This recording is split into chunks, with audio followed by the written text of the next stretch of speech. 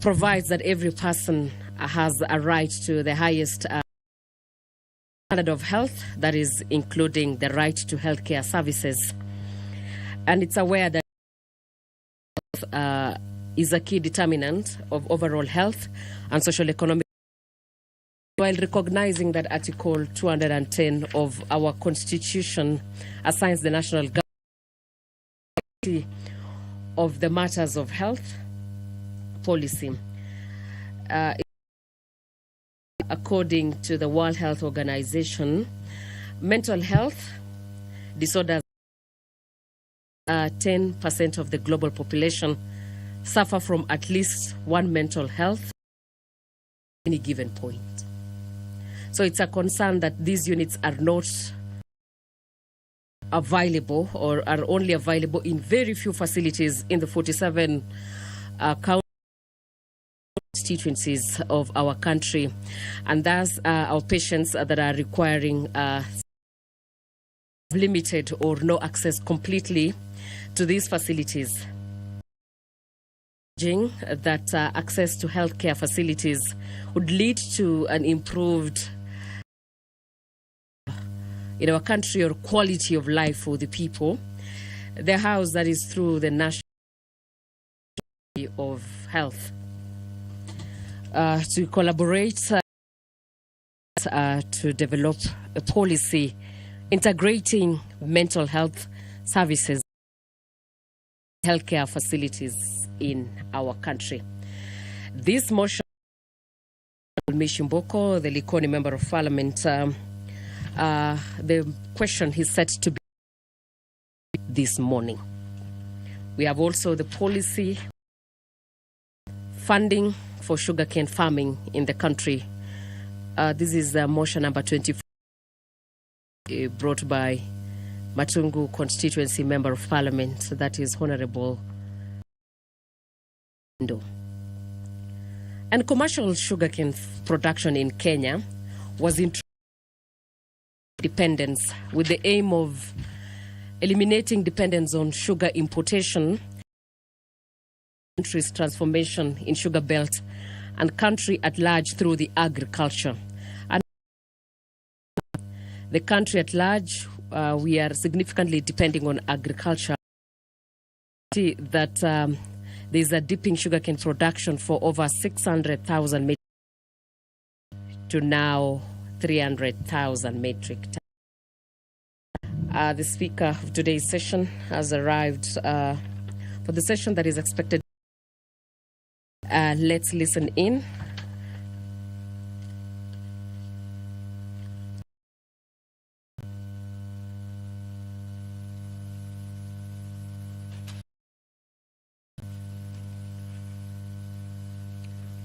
Honorable members, let us pray.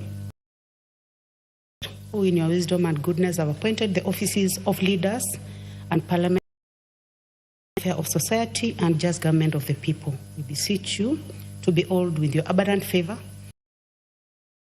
Please to call to the performance of important trust in this republic. Let your blessings descend upon us here. We treat and consider all matters that shall come under our deliberation in as to promote your honor and glory, and to advance the peace, prosperity, and welfare of our country, committed to our charge. Amen.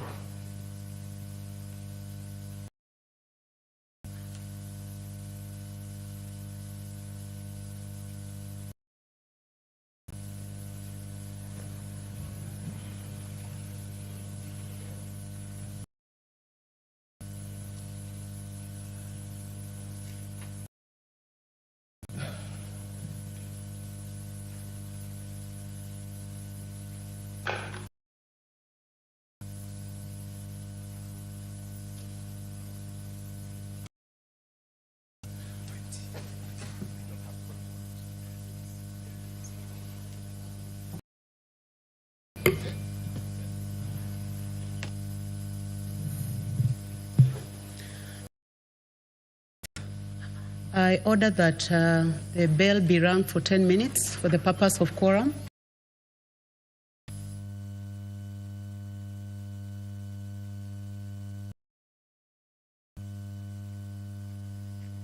And having not achieved quorum pursuant to standing order for the commencement of today's session, the Speaker of the Day, Nyamai Rachel, who doubles up as Kitui South Member of Parliament, who sits at the panel, has ordered the bell to be rung for 10 minutes to allow members of Parliament to walk into this incredible session, today being Wednesday,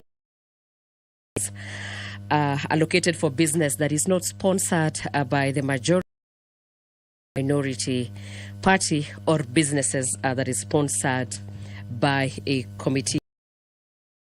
And while still on the motions to be debated this morning, we have the motion on the policy sugarcane farming in the country that is brought by the Member of Parliament for the Honorable Peter Nabulindo, and that is a motion number 2023. And this is a motion on the sugarcane farming in our country. While commercial sugarcane production began in early years of independence with an aim of sugar importation and contributing to our country's economic sugar belt and the country at large through agriculture. And while that the sugar industry significantly contributes to our country's GDP, of the largest employers, which supported the livelihoods of very many, both directly or indirectly, it's a concern that for the last 25 years, the sugarcane farming, particularly provinces or Western Kenya, has been declining significantly from 1,000 metric tons per year in the 1990s to 300,000 metric tons. The decline in this sugarcane farming has forced us to operate far below their milling capacity, pushed our country to over-rely on the net importation of sugar, of course impacted on the balance of trade, and the decline of sugar production contributed to factors such as the mismanagement of the companies, unfair competitions from the cheap imported sugar. The state-owned sugar millers like the Mumias Sugar Company and the milling, while owing farmers hundreds of millions of shillings, has been putting in place strategies, policies, and regulations to define millers and major players and stakeholders in the sugarcane industry. A bid to revamp the sector, it's a concern that acute shortage of sugarcane resulting from mass abandonment. It continues to roll back initiatives for reviving the sugar milling. Further investment in revamping sugar companies before reviving sugarcane farming would occasion the loss instead of yielding success. So, through the national government and the relevant ministry, that is the Ministry of and Livestock Development, reviews the sugarcane development policy that every investor miller sets aside some funds for the of sugarcane farming and for farmers to embrace sugarcane growing, enhance the cane production in each of the respective zones. Sugar. This will be a resumption of a debate that was interrupted last week on 7th August on the morning sitting. 2 hours, 25 minutes, and the members are expected this morning to time to deliberate and debate on the policy of sugarcane farming in the country to restore its glory, having in mind that sugarcane production in Kenya was established very many years ago, that is attained its self-rule independence, and it's a decry that there is a dipping in the production of sugarcane in the western zone, an economic activity that has employed Kenyans both directly, and it's a pity that 600 metric tons per year that was being produced has dipped to 300,000 metric tons in the recent years. For Machungu constituency, Honorable Peter Nabulindo has in a bid to revive the sugar industry in our. On the motions where members of parliament are still expected to debate the establishment of a science museum. This is motion number 28 of brought by the Honorable John Kiharie, who is a member of Goreti South and doubles up as the chairman on the Committee on Information, Innovation and Creativity. While Article 112 Constitution provides that the government recognizes the role of science and indigenous of our nation, the Vision 2030, integration of information, communication and technology in the country's agenda. It's a concern that till date they are for consolidating indigenous scientific and technological innovation and research purposes in East African region. That integration of science and technology would greatly enhance Kenya's economic and there is potential for growth in the technology sector by the museum. The informal science education plays a key role in technology, engineering, and mathematics. Museums operate as a nexus between the science practitioners, our policy makers. Science museum in the country would definitely economy in the quest to become an industry. And therefore, the House, through the national government, the relevant establish and operationalize a science museum in our help in integration of information, communication, and technology. Our country's a transformative agenda that is 2030. There is a motion on the establishment of a science museum. Here, who is a Dagoretti South Member of Parliament and the chairpersons for the innovation and creativity in our country. We still have a motion on and sensitization and support for the combating sickle cell disease. This is a motion number 26 of 2023 by the Honorable Member for Machungu constituency, that is Honorable Peter Nabulindo. This is a motion on and support for the combating of sickle cell diseases in. While Article 43(1) of our Constitution. Order confirmed that we are properly constituted, we have quorum, so we can now with business for the day. Order number 1. Order number 2, communication from the chair.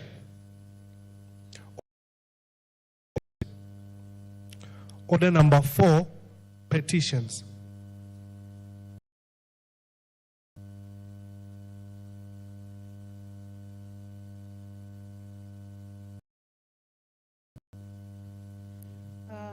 We have a petition by the Honorable Bartol. Proceed.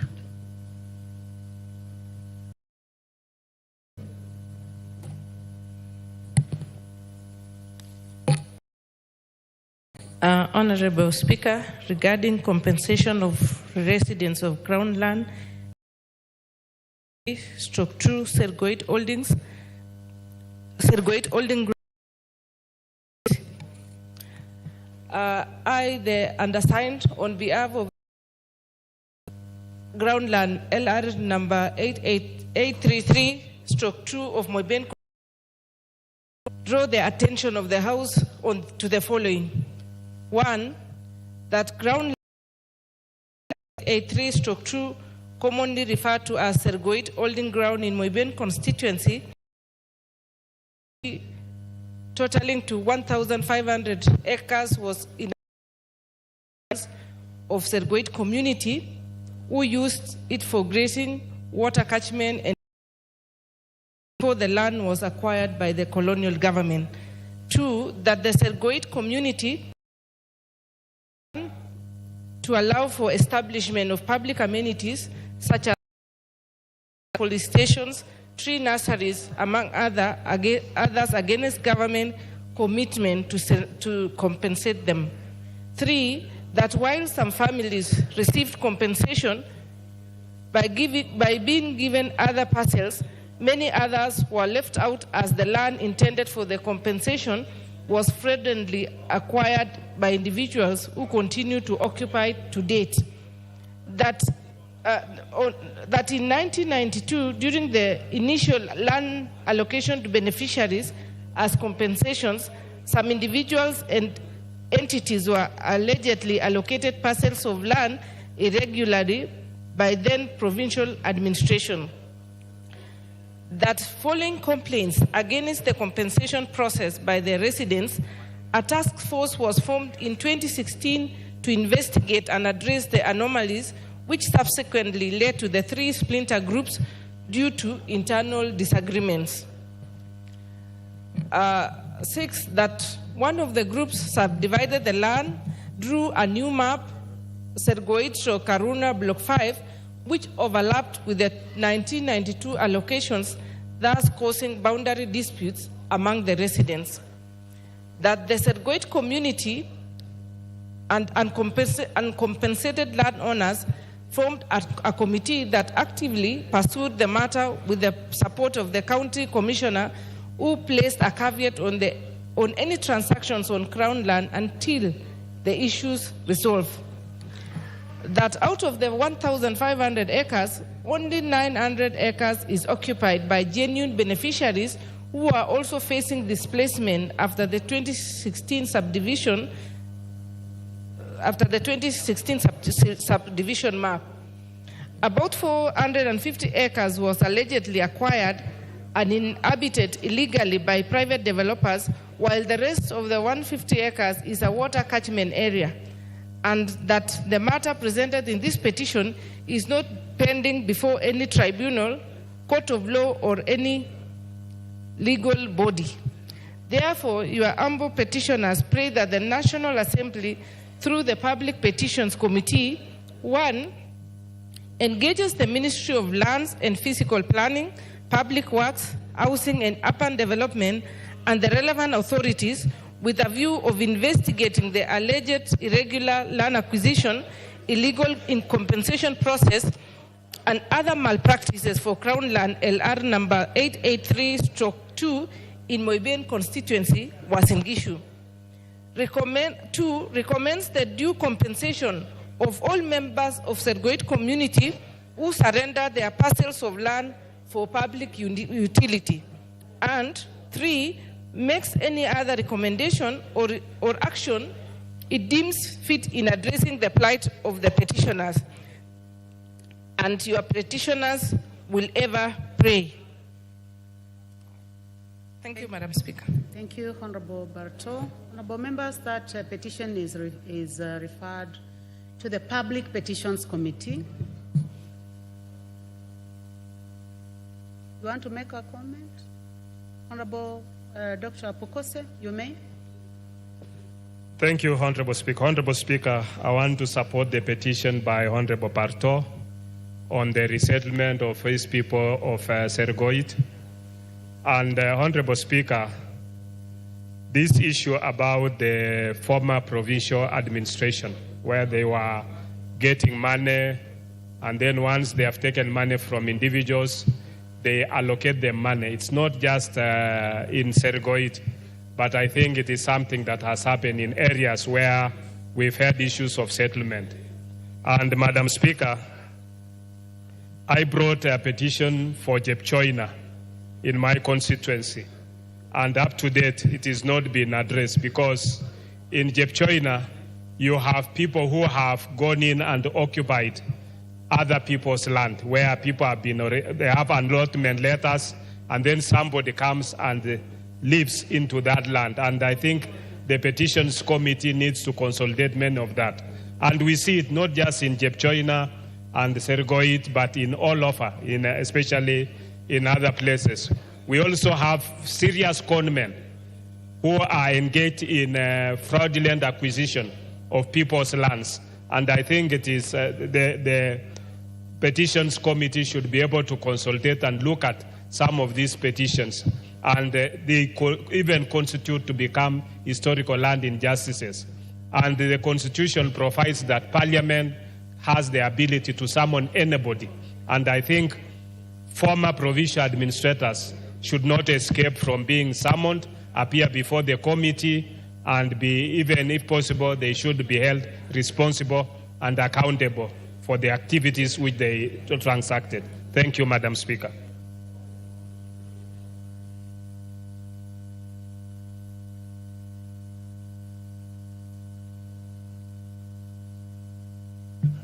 The Honorable Ferdinand Wanyonyi.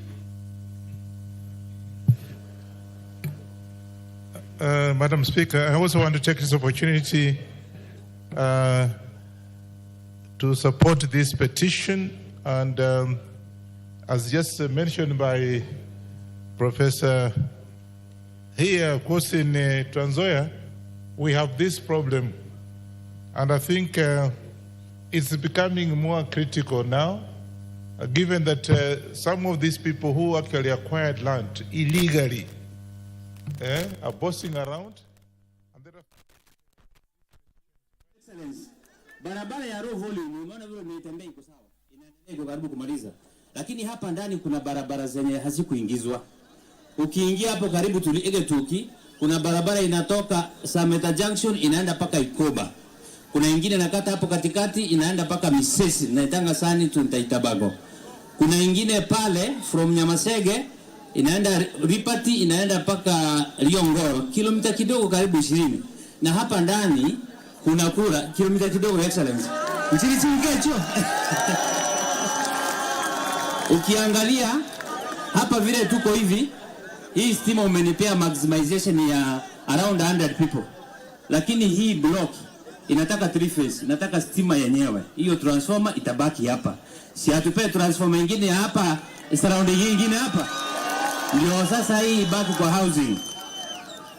Another thing, kuna kura project hapa kilomita 2 ilipewana last financial year. Inaanza hapa tu inazunguka mpaka Sameta Junction. Huyo contractor hajairudi hapa.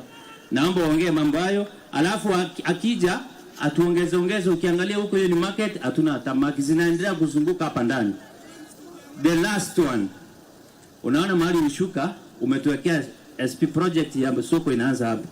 Nashukuru sana watu wa housing. You have a very able team. The PS, the contractor, kuna project manager hapa. Vile soko inaendelea, kuna medical college hapa.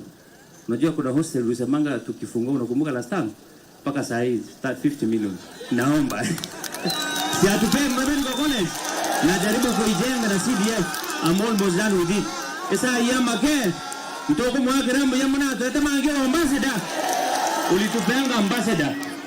Maangiza ambassador here. Now in our constituency we are sorted. Naomba ukipata hata commission kidogo utupee. Hawa watu wa Machoge Borabu. Mheshimiwa akija hapa sisi tuko moja. Tupange tuende Machoge Borabu. Ya mwisho Excellency. Wacha nimalize. Sinimalize. Hiyo Gembo, sikiza kidogo. Hiyo Gembo inaitwa Gucha. The Kisii County kuna 9 constituencies. Yaani watu hapa wanatoka South Mugirango mpaka Kisii ofisi ya Simba kutafuta service. Naomba tafadhali kwa hili referendum imesema hivi. Si ungesema Gucha County hapa tukae wenyeji hapa. Hiyo ndio yangu ya mwisho. Hata karibu sana. Asante kwa kutupea hospitali na mambo mengine ubarikiwe sana. Haya.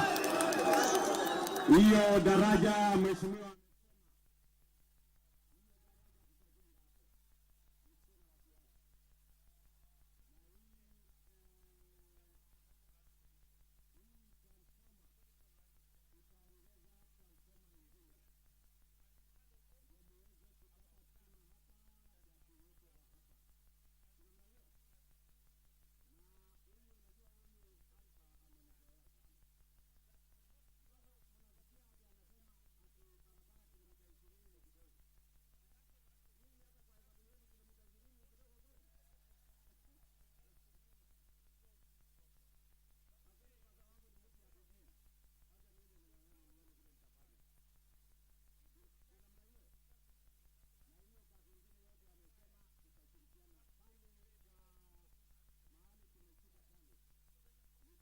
On the implementation of the Constitution because of a statute that was passed in this House. Honorable Speaker, it will be very difficult for the people from Moiben to get justice on these issues of land if the National Lands Commission does not get its power back. Honorable Speaker, even if we give this committee the mandate to go and investigate, the Petitions Committee to go and investigate and do whatever appertains to the powers that they have, there is something that will be missing. The assistance and ability. Please. Asante sana. Aba machoge ba minto ba chache mbia mole. Mwarori renche enga kiende onsi mubwate nyangi ngo chinde nacha. Mheshimiwa Rais alikuwa anasema Bomachoge ya juu na Bomachoge ya hapa, sisi ni jamii moja. Leo kwa mara ya pili tumekuja kumezea mate yale ambayo wana Bomachoge chache wamepata. Sisi tunaamini kwamba ndugu yako akipata na wewe umefanya nini? Asanteni sana wana Bomachoge Borabu ambao mmekuja hapa. Mumeonyesha kwamba ni ukweli kilio changu cha kuomba rais akuje Bomachoge Borabu ni kilio cha kweli, na hakika amekubali kwamba he has saved the best for last. Sindio? And also good things come to those who do what? Who wait. So, Mheshimiwa Rais, asante sana for the generosity you've showed us. We are really eager to welcome you in Bomachoge Borabu. Na asante sana. Congratulations Alpha. Asante sana. Wacha nimuite gavana wetu Mheshimiwa Simba awasalimie. Haya.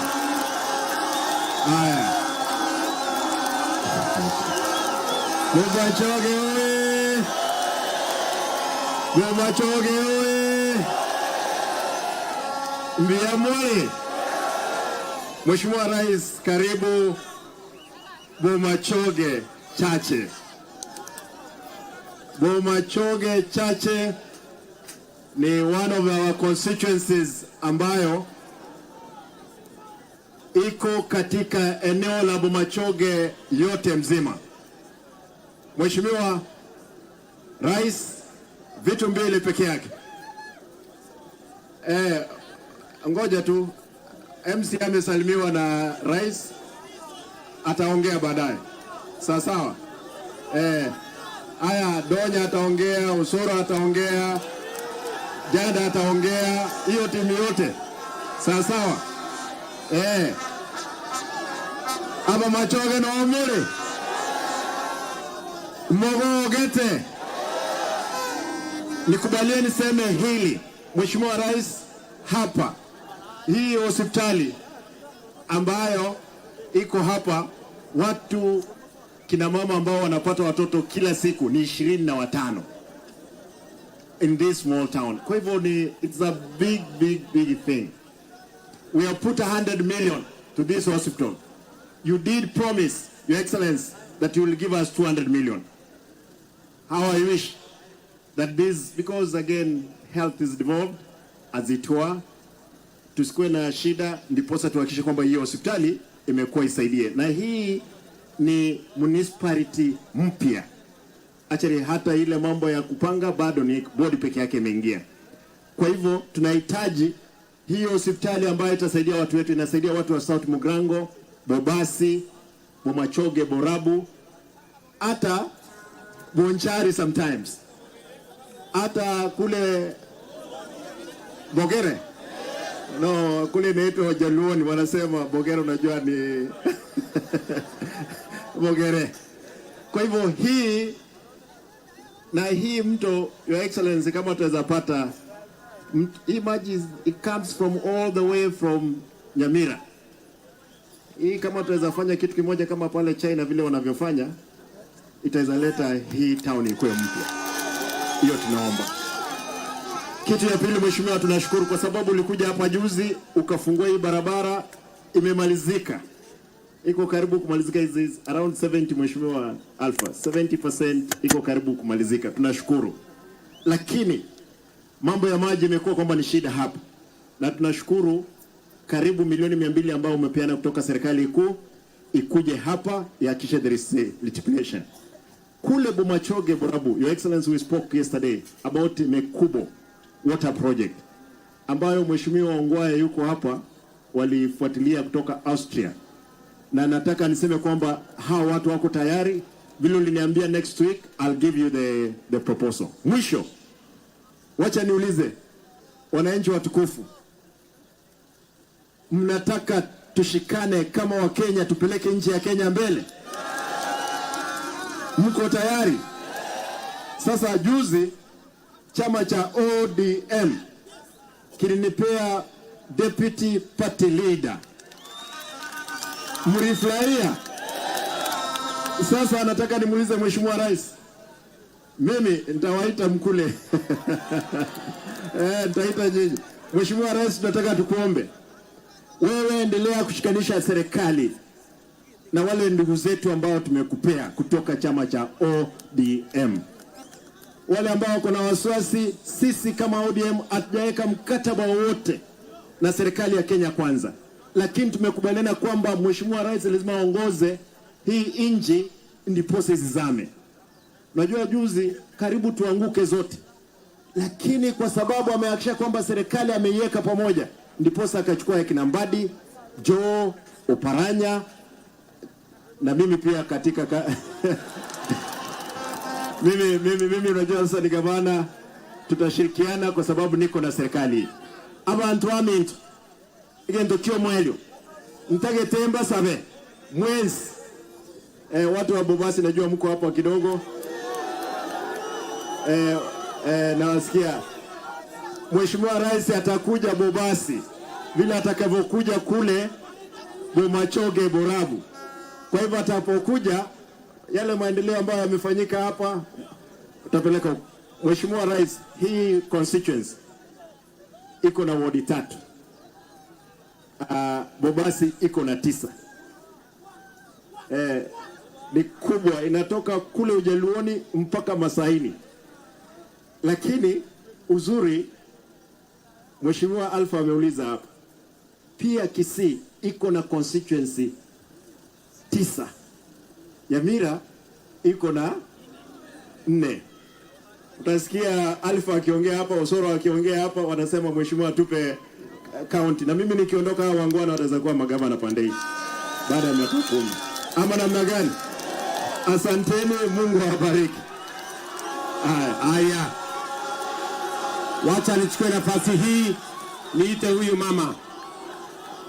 Huyu mama anaitwa AC, ni nominated senator, awasalimie. Abantu bami ntombi amore. Aba machoge mbiamore. Injeno mwano ino enyaroka ya nyagosire na ribuogechi motereki. Momanyetenga intuna banta abamo. Asante Mheshimiwa Rais kwa kunipatia hii nafasi ya nominated senator.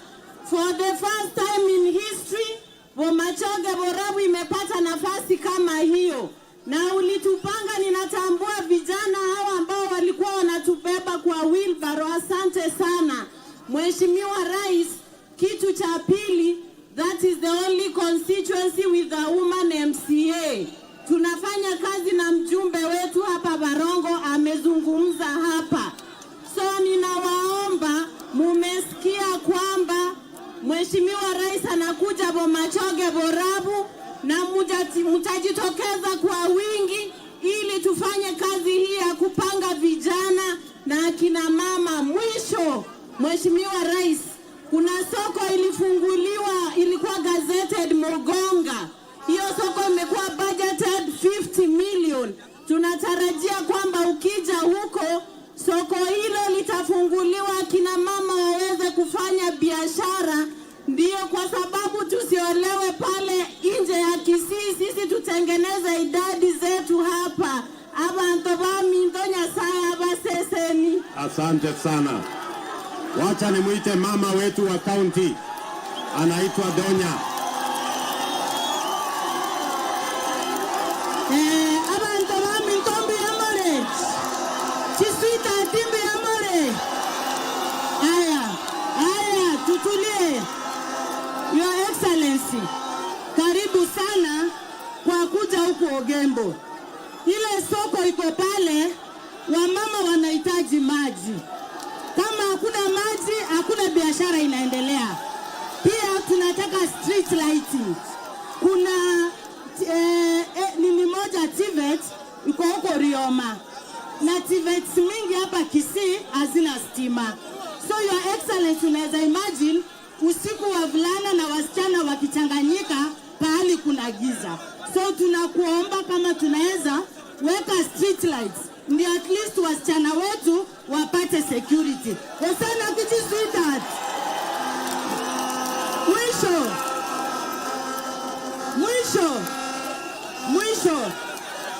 Mwisho mbuyamore. Onya, omongina omongaini omangeta sakor na sakorati. Omontogo pingo omongina oimbasa mbuyamono. Asante sana mama. Vile huyo mama amesema, tutaweka maji kwa hiyo soko wewe mama. Ndio wamama wapate maneno mzuri. Na nimekubaliana na wewe tuweke street lighting. Pale kwa giza watu wakichanganyana maneno inaanza kuharibika. So tutapanga hiyo street lighting. Wacha nichukue nafasi hii. Hapa tuko na Mheshimiwa Osoro. Wapi Osoro? Kuja simama hapa, sema moja. Hapa niko na Japhet Nyakundi ambaye ni mbunge wetu wa kutoka huko Kitutu Chache North. Niko hapa na Mheshimiwa Ongwae, mpigeni makofi. Niko na Unchoki, mbunge wetu wa Bonjari, mpigeni makofi. Niko na huyo Duke Etate ambaye ni chairman wangu wa mambo ya kahawa. Niko na Sam Nyamwea, mzee wetu, mpigeni makofi. Niko na Bwana Lumumba, mpigeni makofi. Niko na Solicitor General wetu Bwana Shadrack Mose, mpigeni makofi. Na niko na huyu mungwana anaitwa Shadrack Kwenya kutoka kule Kinangop. Na huyu mungwana anaitwa Maisori Kitayama kutoka kule Kuria. Na huyu Sahiri Chanda ambaye ni mbunge wetu wa Nyaribari kule, na mzee Asanyo Osoro. Asante sana Your Excellency. Bomachoge oye! Bomachoge oye! Your Excellency, wakati mimi nilikuwa na guru kutoka kule South Mugirango, ile town ambayo tulikuwa tunatembea ni town ya Ogembo. Town yetu kubwa katika Gucha, hata tukipata county, town kubwa ambayo sisi tutakuwa tunakuja ni town ya Ogembo. Wakati Mheshimiwa Alpha anaomba maneno ya barabara, Your Excellency, nimesikia akikuomba 20 kilometers akasema ni kidogo. Kwa heshima kubwa Your Excellency, mimi naomba niongeze 5 umpatie 25 kilometers zikoje ziconnect hapa. Ya pili Your Excellency, kuna barabara imekuwa kule Kenyenya. Barabara ambayo imekuwa inasumbua watu, ina connect hiyo side nyingine. Ile wakati unakuja wakati ingine ukumbuke ile barabara ya Kenyenya. Ya tatu, Your Excellency, kuna bridge ambayo iko hapa Nyamache ambayo watu wanavuka na wanaumia sana. Hiyo bridge pia tunaomba kwa heshima kubwa, wakati utakuja ukumbuke hiyo bridge ya Nyamache. Nikimalizia, Your Excellency, hospitali yetu ya hii side ya Gucha, hospitali kubwa zaidi ni hii hospitali ya Ugembo. Tunaomba kwa heshima, Your Excellency, kwa sababu huyu mheshimiwa Alpha, hata hii wakati ya hii siasa ambayo ilitokea kule bunge, huyu Alpha alisimama na wewe wakati wananchi walikuwa wanamwambia pige no, alisimama na wewe kwa sababu ya kumhurumia. Kwa sababu ya kumhurumia, sema neno moja, hiyo hospitali ipate pesa, ndio hiyo hospitali iweze kuinuka. Mupatie milioni 50, hiyo hospitali ijengwe na national government iweze kuinuka. Erebia usere bore. Erebia usere bore. Erebia usere bore. Egere enyagitari ya itewene. Etoko mwebereri kiarega. Kago soka toba etuko sendi ara chatene nega. Eka tu achirega Ugembo twarwanire nyagitari turwanire chis.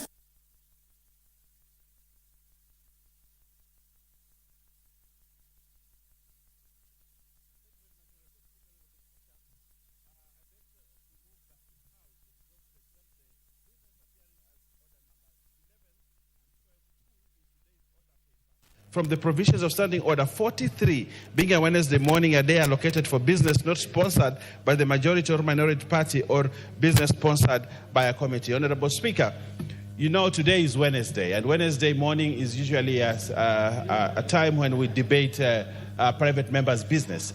But Honorable Speaker, given that we have moved a very important motion today that needs to be discussed, therefore, we need to rearrange our business such that we allow that, though being a Wednesday morning, we allow that government business comes in, or committee business comes in the middle. So, Honorable Speaker, I beg to move that we adopt this procedural motion and request the Honorable Dr. Pokose to second.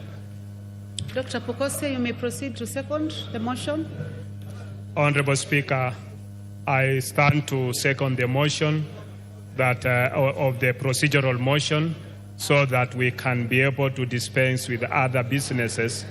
And I want to ask the intelligence of the members that we allow the business to be this procedural motion to allow us to dispense with these other businesses as we proceed on without anticipating that we'll be proceed on recess. Thank you, Honorable Speaker.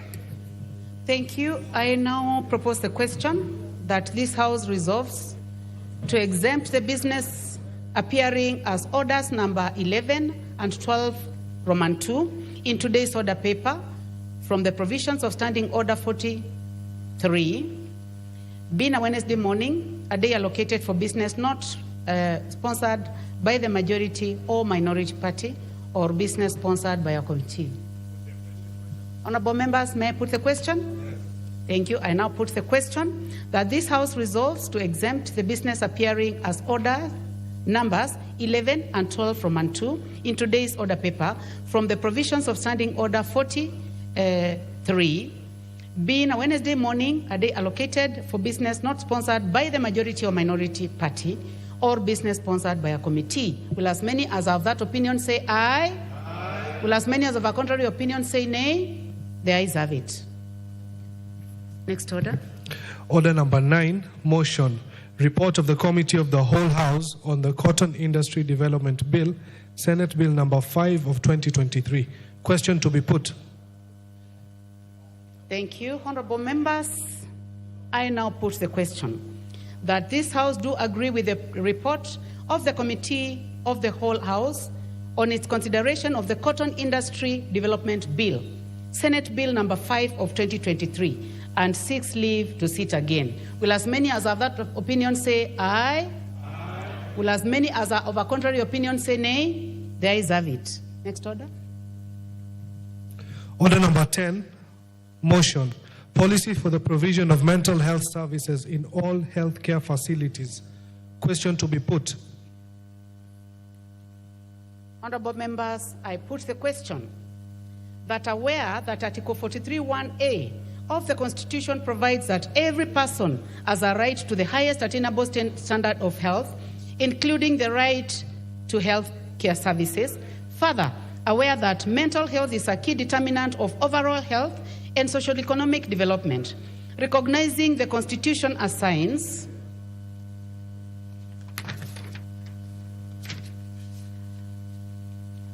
to the national government the responsibility of matters of health policy, concerned that according to the World Health Organization, WHO, mental and neurological disorders are common, and about 10% of the whole population suffer from at least one mental health disorder at any given time. Concerned that psychiatric units are only available in a few facilities in the country, and patients requiring psychiatric services have limited or no access to these facilities.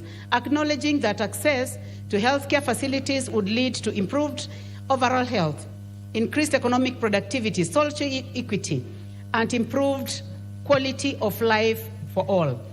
Now, therefore, this House urges the national government, through the Ministry of Health, to collaborate with county governments to develop a policy integrating mental health care services in all healthcare facilities in the country. Will as many as of that opinion say aye? Aye. Will as many as of contrary opinion say nay? The ayes have it.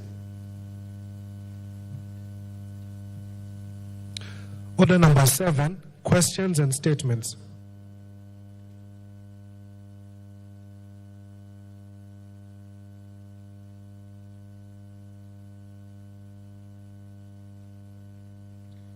Honorable members, now the opportunity goes to the Honorable Mishimboko.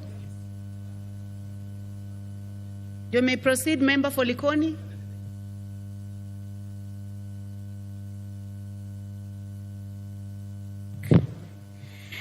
Thank you, Honorable Speaker.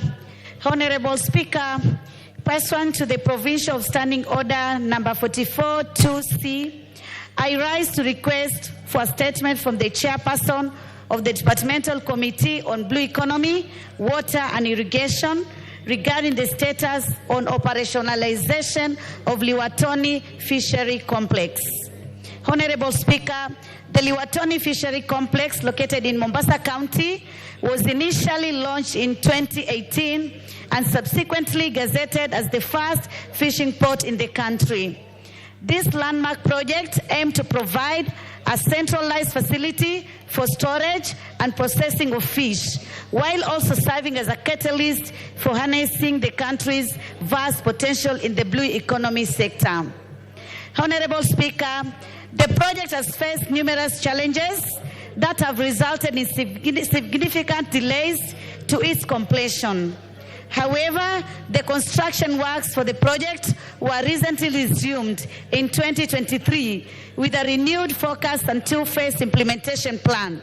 The first phase, originally scheduled for completion by December 2023, involved finalizing essential construction works to enable utilization by key stakeholders. The second phase aimed to engage key stakeholder farms with deep-sea fishing capabilities and sophisticated equipment to utilize the facility. It is therefore a crucial project for creating job opportunities, among other benefits to the people. Honorable Speaker, it is against this backdrop that I request for a statement from the chairperson of the Departmental Committee on Blue Economy, Water and Irrigation on the following. 1, the status of progress of construction works at the Liwatoni Fishery Complex, including estimated completion date and timeline for operationalization. 2, an overview of key stakeholders, including the level and nature of engagement conducted to align the engagements with the broader strategic plan of the Ministry of Mining, Blue Economy and Maritime Affairs. 3, the steps taken by the ministry to address regulatory and compliance issues, including any challenges encountered. I thank you, Honorable Speaker. Thank you, Member for Likoni. Chairman, I can see you are in the House. The Honorable Kagogo. Thank you, Honorable Chair. Madam Chair, the Liwatoni Fish Port, it's a very important strategic facility for this country, especially the coastal people. And it has had many challenges. And I want to promise the Honorable Member Polikoni, Madam Chair, that I will bring answer in 2 weeks. Thank you very much, Chairman. 2 weeks for your answer, Honorable Mishimboko. Next is the Honorable Machua Waithaka, member for Kiambu.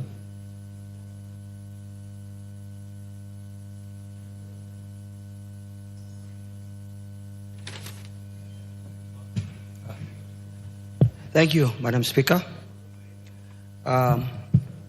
Request for statement regarding the status of Kirigiti Stadium. Honorable Speaker, pursuant to the provisions of Standing Order 44.2c, I wish to request for a statement from the chairperson of the Departmental Committee on Sports and Culture regarding the current status of the Kirigiti Stadium. Honorable Speaker, the Kirigiti Stadium is a crucial sports infrastructure project for the country. It's designated to host international events and provide a state-of-the-art facility for our athletes and youth. The construction of the 16,000-seat capacity stadium began in November 2020, with the government committing to upgrade it to international standards fit to host local and international matches and events. However, it's deeply concerning that despite being declared 90% complete a year ago, the project remains unfinished and non-operational. The prolonged delays have significantly impacted the development of the sports in the region.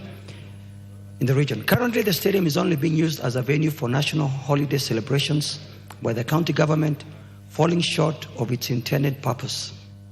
Honorable Speaker, it's against this background that I request for a statement from the chairperson of the Departmental Committee on Sports and Culture on the following. 1, a report on the current status of construction of the Kirigiti Stadium, including specific timelines for when it will be complete and open to the public. 2, the total amount budgeted for full completion of the stadium versus how much has been spent against the works undertaken so far.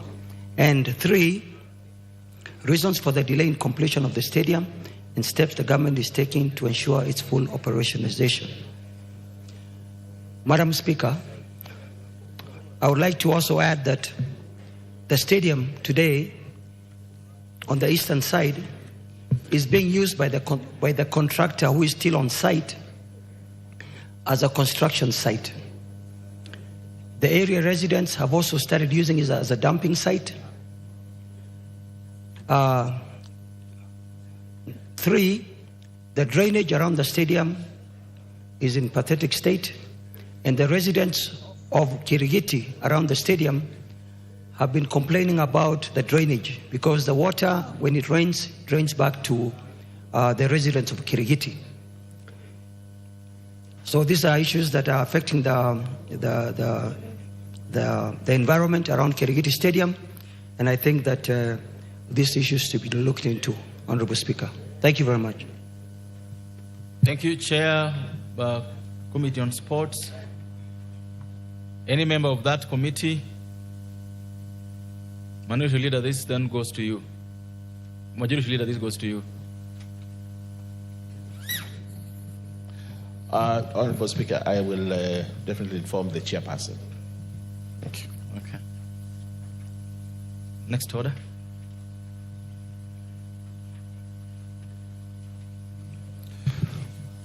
Order number 11, the County Government's Additional Allocations Bill, Senate Bill number 19 of 2024.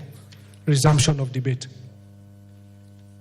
Honourable members, debate on this particular bill was ongoing, and I would need to know from the members who have put their cards here whether they want to contribute to this. Honourable Russell, we want to contribute to this. Go ahead.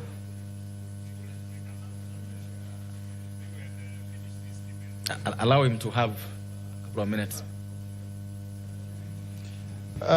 Thank you very much, Honorable Speaker, for this. I rise to support this particular bill that has been presented by the Senate. I've also gone through the report that has been provided by our Parliamentary Budget Committee. And clearly, the observation therein has been occasioned by the austerity measures that have been caused by the standing down of the bill 2024-25.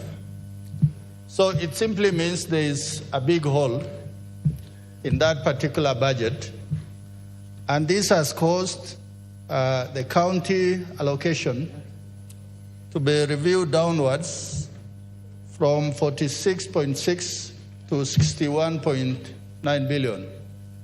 This indeed is a big hole. Honorable Speaker, when you look at the additional allocation to our counties, are monies that are provided by development partners from many areas: water, health, urban development, sanitation. And all these are very different facets that addresses the basic human necessities in those counties. But also, the government does what you call matching fund. These monies, from my understanding, although they are allocated to the counties, the National Assembly or the Senate does not have a clear purview of how these funds are utilized, how they are oversighted. Is it directly from the ministry or directly from the department or institution that gives the money? Who indeed oversights this fund? Because it doesn't form the mainstream part of the budget allocation to the county. For that reason, I think going forward, we as the National Assembly, we must protect the national coffers, and we must make sure that funding to the counties is timely, it is efficient, but also those funds must be efficiently utilized from those counties. Although it is the Senate that oversees the counties, but the people who live in those counties live in constituencies. And those are people, and it must be of concern to us. Article 95, Sub-Article 1, matters of concern to the people. Honorable Speaker, some of the areas that I see the committee has recommended is to decline things like transfer of museum functions from the national government to the counties. One of the difficulties we are seeing is the human capital that obtained in our counties, where a lot of technical issues fail to be done and funds are allocated. And when you are giving things like museums, where you need the curators, the researchers, scientists of different levels of expertise will look after museum. So if we just say because of funding, let us give this function to the counties, then we may be killing the goose that lays the golden egg. Because around the world, a major tourist attraction, a major contributor on the side of tourism fund is museums. So for that reason, I support what the committee has advised, in terms of museums. Secondly, it is the issue of county aggregation and industrial parks. Our Vision 2030 envisions that Kenya will be a middle-income country, industrialized. So having industrial park in counties, although we cannot do all of them in one hog, is really important. But when you look at the allocation of 105 million to the different counties, it simply means we are chipping slowly to give these counties edge. But I would rather, in my submission, let us say, for example, we establish the industrial parks in Isiolo first. Then we go to the next county, the next next year, part 1 financial year. So that these industrial parks, if you don't put in enough money, eventually they'll just be white elephant. Funds have been put, there isn't enough fund to complete it. And also counties may not have enough funding for this particular project. Finally, it is the issue of community health promoters. This is the first line of community health workers of preventive rather than curative. These are some of the initiatives that we have borrowed from other jurisdictions or other countries.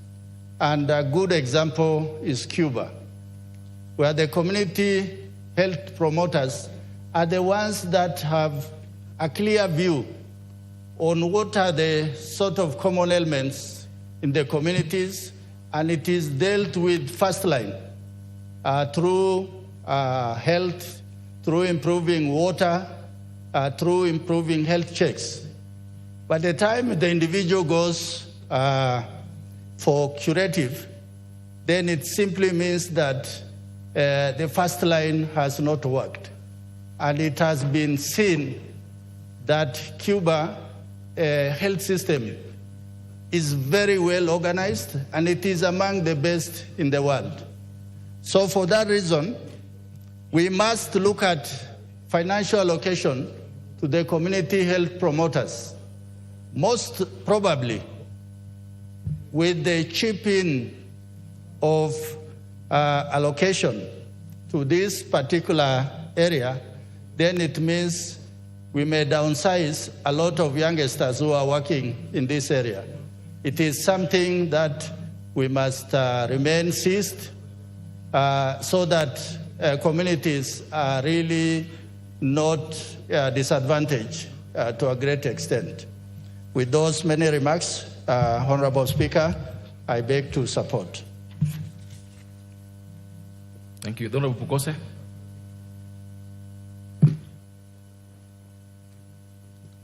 Thank you, Honorable Speaker. Although I was of the opinion that maybe we call the mover to reply, because I can see we have a committee of the whole House on the same, and I can make my contributions during the committee of the whole House. So I would... Yes. Yes.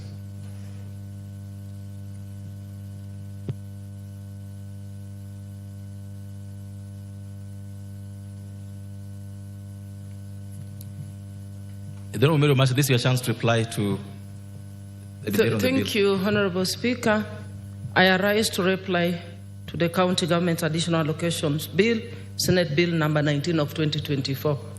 Honorable Speaker, from the onset, I want to appreciate all the members who have contributed to this bill, because this is a very important bill that seeks to give additional conditional allocations to our counties to enhance services and provision of the very basic and important services to our people. Honorable Speaker, this is a Senate bill that was originated by the Senate, and we know that the Senate prosecuted this bill based on the approved estimates at that time, and therefore, as a result of a number of variations that have happened that gave birth to supplementary budget 1, is therefore important that this House aligns the county additional allocations bill to the supplementary estimates, considering the variations that have been made. And as a result of that, therefore, we know that there are some changes that have been occasioned, and the case in point is the county allocation to county aggregation and industrial parks, where we're seeing that there is a reduction of 1.6, and this is as a result of we had to drop a number of counties that were onboarded so that we complete the ongoing 18 counties, Honorable Speaker. And also I know members have spoken to the community health promoters. Also, when we come to that allocation, we also note that there is a slight reduction from the 3.2 that had been approved to 2.5 billion in the supplementary, registering a decrease of 651 million. Honorable Speaker, that is also a very important allocation, and I want to believe that county governments will have to be innovative and find a way to fill the gaps so that none of the community promoters are actually dropped from the payroll.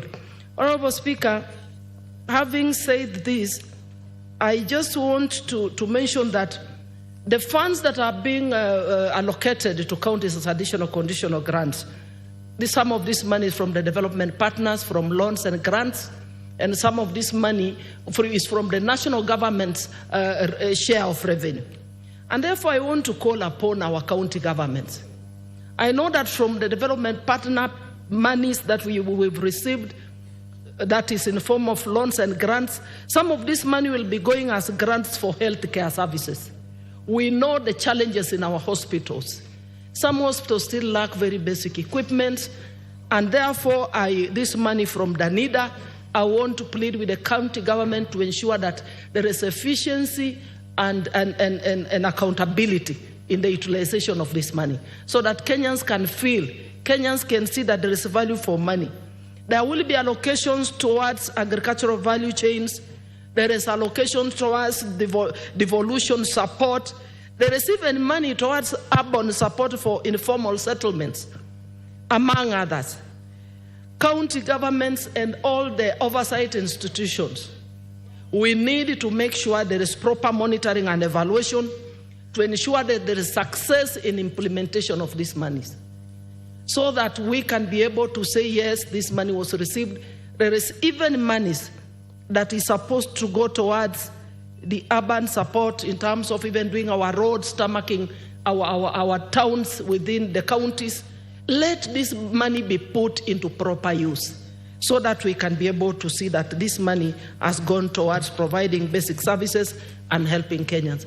Honorable Speaker, with those few remarks, I beg to reply. Thank you. Thank you. Members, I therefore then put the question that the county government's additional elections bill, Senate Bill number 19 of 2024, be now read a second time. Will as many of that opinion say aye? Will as many of the current opinion say nay? Ayes have it.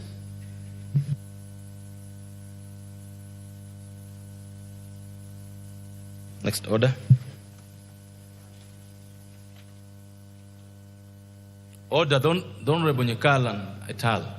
Order. The County Government's Additional Allocations Bill, a bill for an act of Parliament to provide the additional allocations to county governments for the 2024-2025 financial year, the responsibilities of national government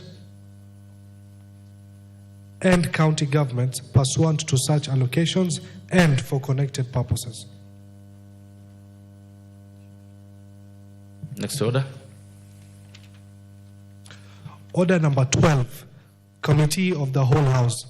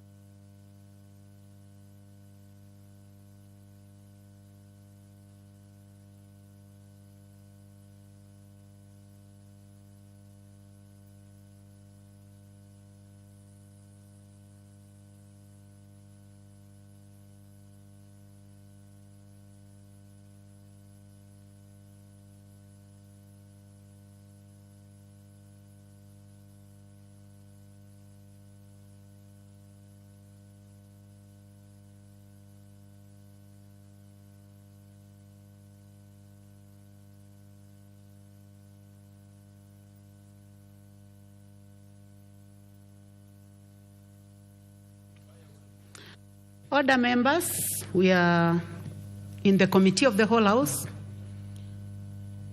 We will proceed with the Cotton Industry Development Bill, Senate Bill number 5 of 2023, from clause 49.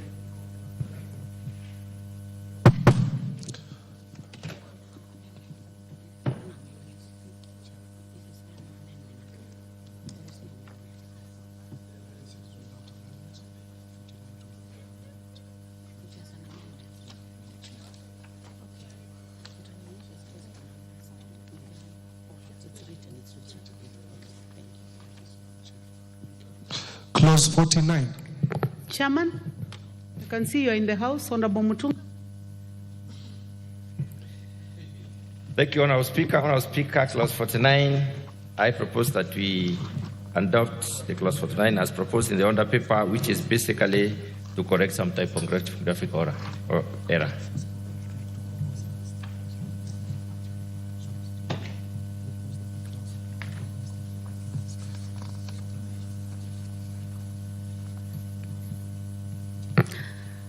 Honorable members, I propose the question that clause 49 be part of the bill. Chairman.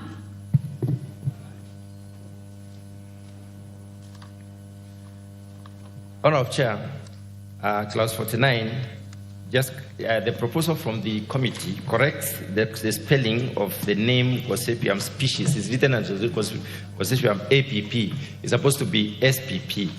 That is the only correction. So it's typographical. Thank you. Honorable members, I propose the question that clause 49 be amended as proposed by the chair. Will as many as of that opinion say aye? Will as many as of a contrary opinion say nay? The ayes have it.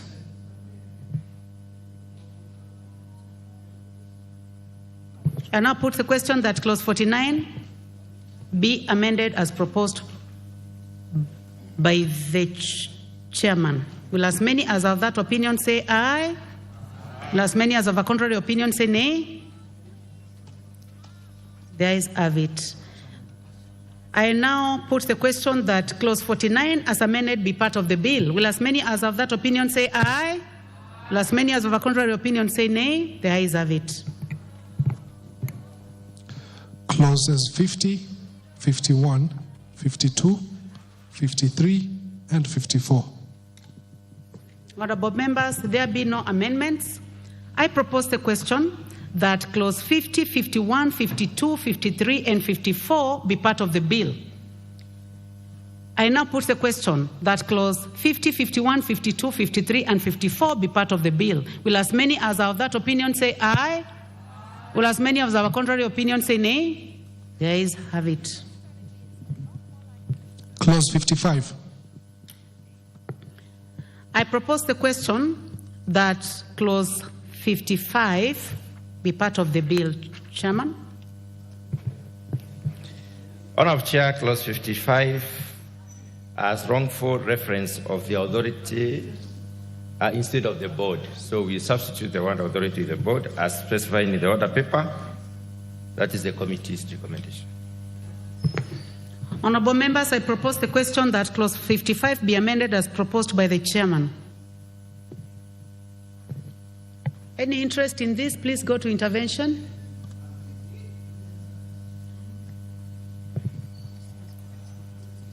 There be no interest. I propose the question that clause 55 as amended be part of the bill. I put the question that clause 55 as amended, as proposed be part of the bill. Will as many as of that opinion say aye? Will as many as of a contrary opinion say nay?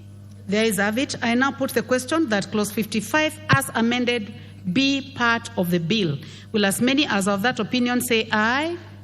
Will as many as of a contrary opinion say nay? The ayes have it.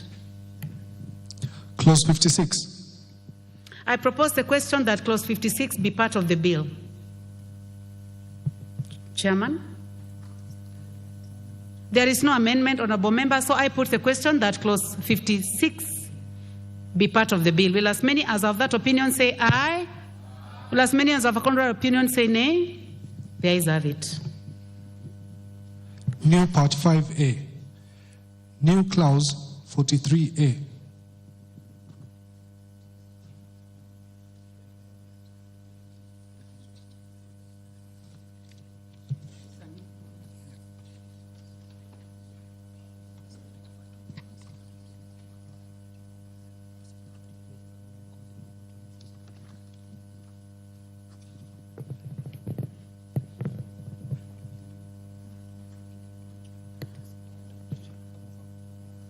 Mover, Honorable Mutuse. Is Honorable Mutuse in the house? To move the second reading, as this is a new clause.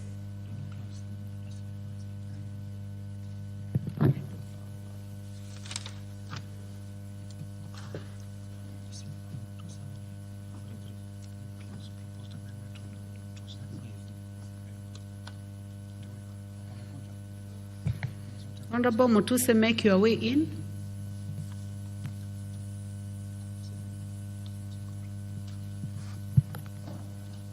You may proceed to move second reading of clause 43.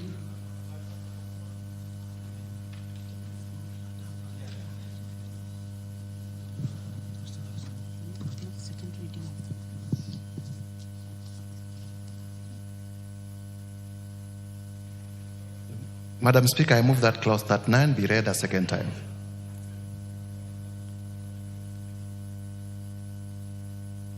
It's clause 43A. It's a new clause. Madam Chair, I move that the new clause 43A be read a second time. Honorable members, I propose the question that clause 43A be now read a second time. Any interest in this, Chairman?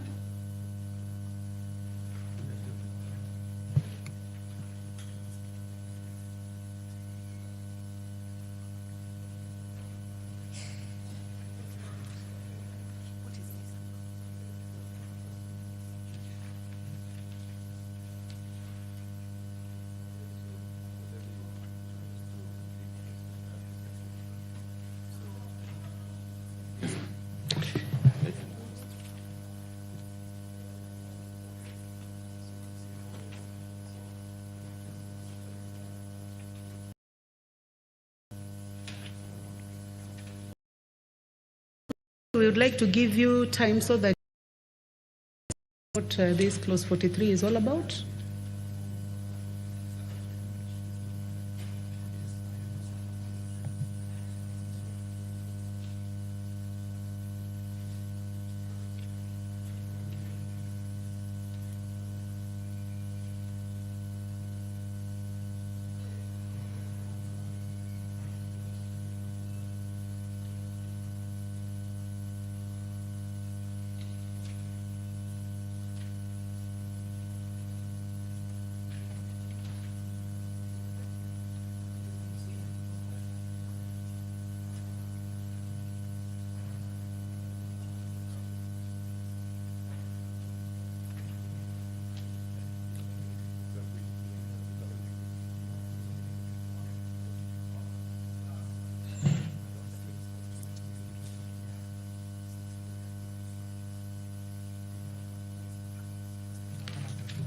Honorable Mutuse.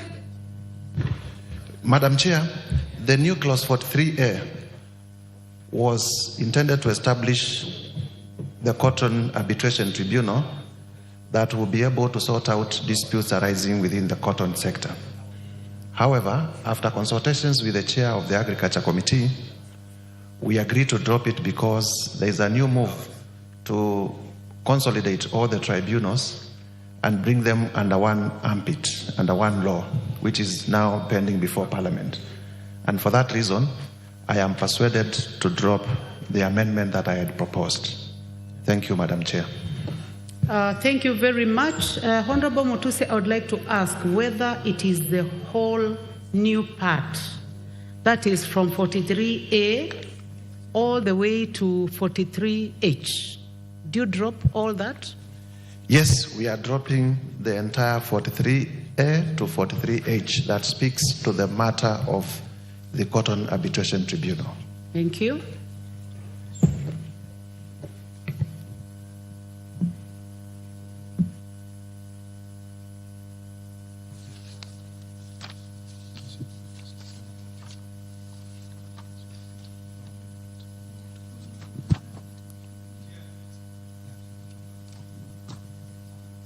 Honorable Dawood. Is Honorable Mutuse as well dropping the third schedule, the new schedule, which is the provisions of meetings and procedure for the tribunal? Because if 43A to H is not there, then the next one as well, it should be dropped as well. You should confirm. We will get there, Honorable Dawood. First schedule.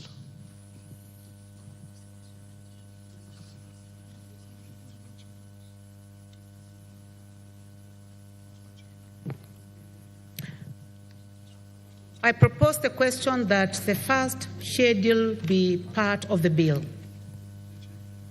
Chairman? Thank you, Honourable Chair. Honourable Chair, the committee proposes to amend the first schedule by reducing the number of meetings for the board to 4 instead of 10 as it is stated in the bill. Also providing that 4 months shall not lapse before a meeting takes place, as it is indicated 2 months, and then that the board meetings will be within the country, restrict the board meetings to the country, and finally also amend the penalty, which appears to be very high, as captured in the order paper. Thank you, Chairman. I propose the question that the first schedule be amended as proposed by the Chairman. Any interest? I now put the question that the first schedule as amended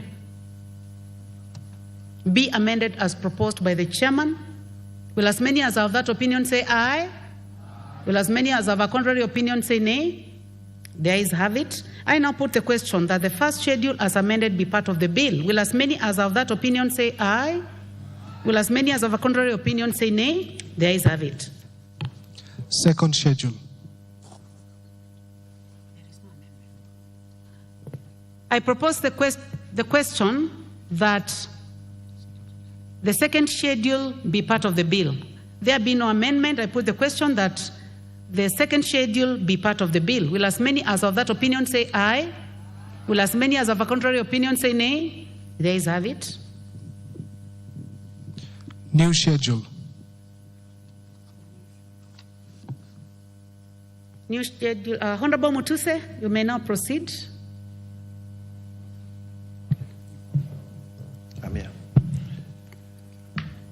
Madam Chair, I move that clause 39 be recommitted.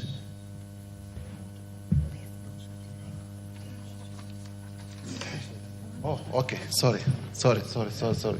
My mind was engaged in something different.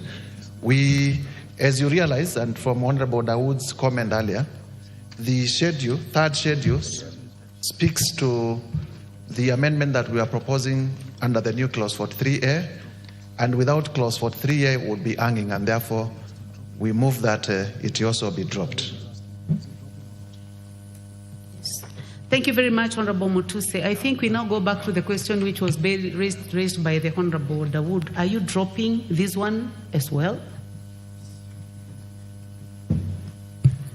Yes, we are dropping. Thank Madam you. Chair. Thank you very much.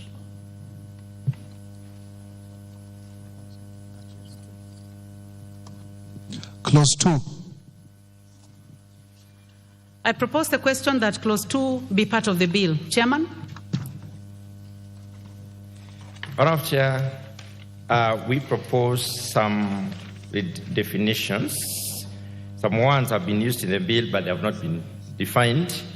And also, marketers play a pivotal role in the industry.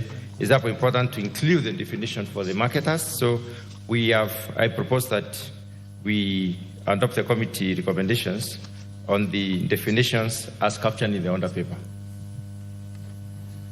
Thank you, Chairman. Honourable members, I propose the question that clause 2 be amended as proposed by Chairman.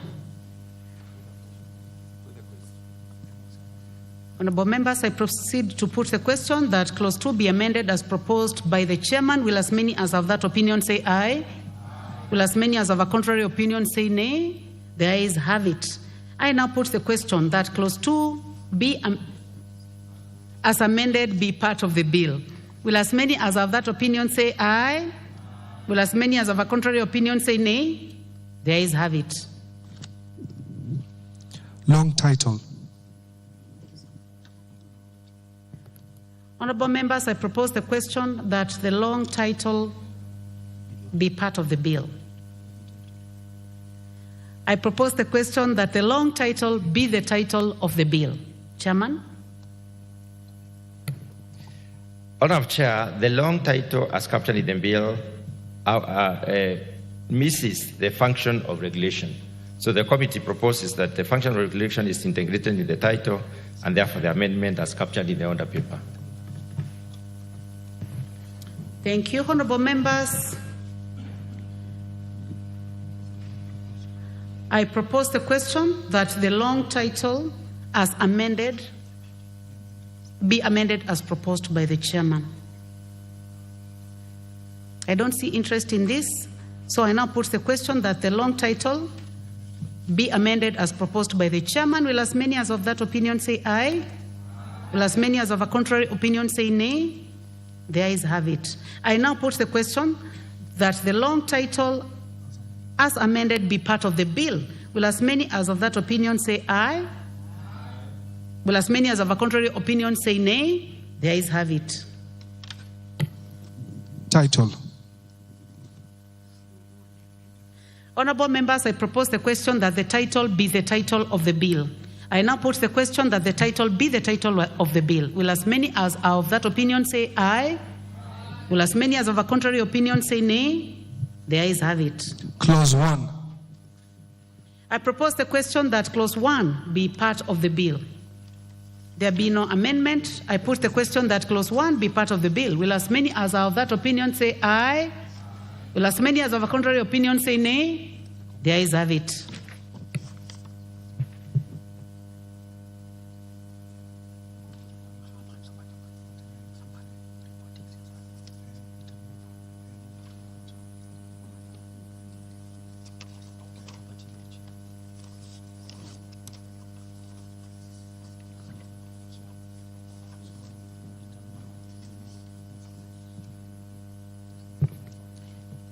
Mover?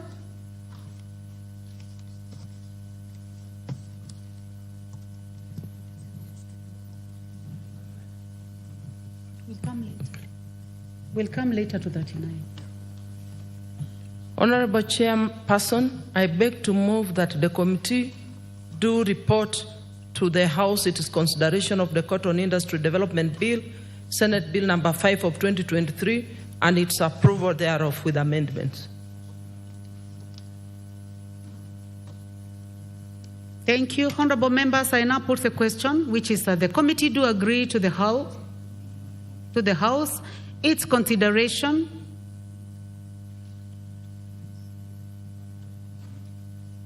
I'll take this again, honorable members.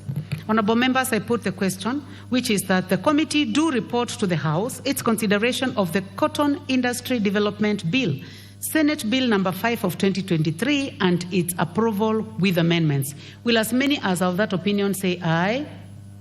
Will as many as of a contrary opinion say nay? The ayes have it.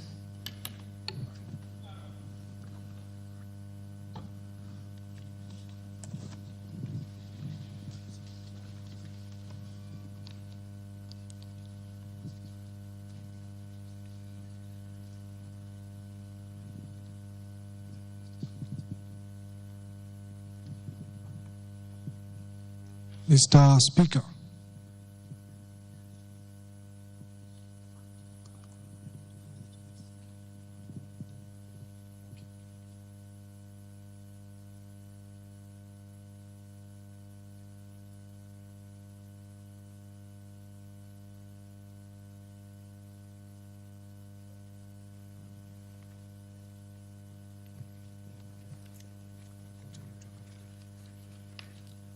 Honorable members, we have another bill to consider.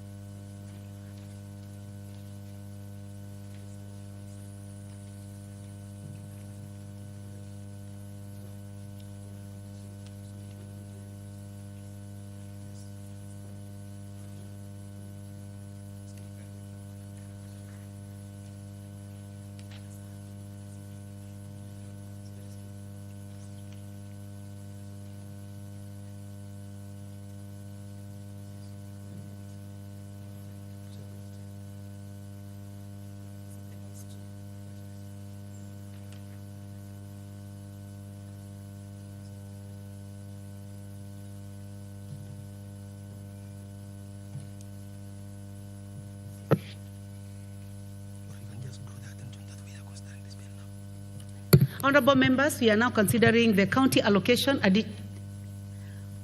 the county government's allocation, additional allocation bill. We are now considering the county government additional allocation bill, Senate Bill number 19 of 2024. Clause 3. I propose the question that clause 3 be part of the bill. There be no amendment. I put the question that clause 3 be part of the bill. Will as many as have that opinion say aye? Will as many as have a contrary opinion say nay? The ayes have it. Clause 4. I propose the question that clause 4 be part of the bill. There be no amendment. I put the question that clause 4 be part of the bill. Will as many as have that opinion say aye? Will as many as have a contrary opinion say nay? The ayes have it. Clause 5. I propose the question that clause 5 be part of the bill. Chairperson, Vice Chair. Thank you. Thank you, Honorable Chairperson. That clause 5 of the bill be amended in section A in subclause 1 by Roman 1, deleting the words column F appearing in the opening statement and substituting therefore the words column D. Honorable Chair, the import of this is just to substitute the columns, because in the original approved estimates columns, the totals were in column F, but now we are bringing to column D because there are some columns that are being deleted. The next one, Roman 2, deleting paragraph A on the allocation to county headquarters. Column A, Honorable Chair, was on conditional allocations for the construction of county headquarters as set in column B. That is no longer there, so that column is being deleted. Roman 3 is deleting the words column C appearing in paragraph B and substituting therefore the words column B. This is on county aggregation to ensure completion of the ongoing projects. Then Roman 4 is deleting the words column D appearing in paragraph C and substituting therefore the words column C. That is for the community health promoters. Again, this is all in rearranging, to rearrange the columns, to remove those that have been deleted and replacing with the new columns. Then number 5 is deleting paragraph D. That's the transfer to museums service. That has also gone, so that is being deleted. Then number B is by deleting subclause 2. And this is on RMLF, and it is because that allocation is no longer there, so that goes. And number C is by deleting subclause 3, and this is on court fines and royalties from minerals. And that has been explained even in the debate, that these funds cannot be transferred because there's no established framework right now to allow for the transfer of money from the consolidated fund. So those are the amendments. Thank you, Honorable Chairperson. Thank you very much, Vice Chair. Honorable members, I propose the question that clause 5 be amended as proposed by the Vice Chair. Any interest in this? If you have interest in this, please hit the intervention button. The Honorable Rahim Dawood, member for North Imenti. Thank you, Madam Chair. I join the committee in the changes which is done, although I would have appreciated if they could have had a look at the community health promoters, where they have done a reduction of over 700 million, which would have gone a long way, because now whatever has been allocated is only for 86,000 community health workers instead of the 107.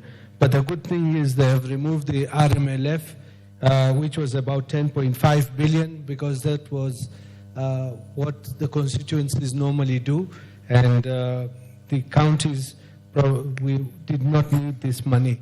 So, Madam Speaker, I support. Thank you for your contribution, Honorable Dawood.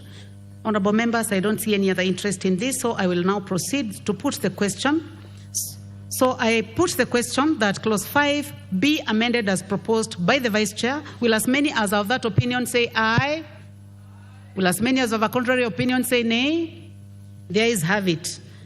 I now put the question that clause 5 as amended be part of the bill. Will as many as of that opinion say aye? Will as many as of a contrary opinion say nay? The ayes have it.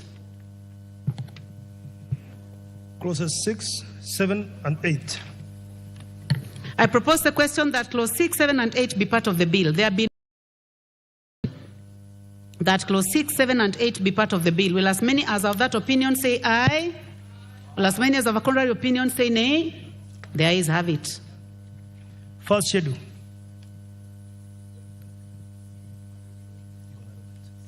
I propose the question that the first schedule be the schedule of the bill.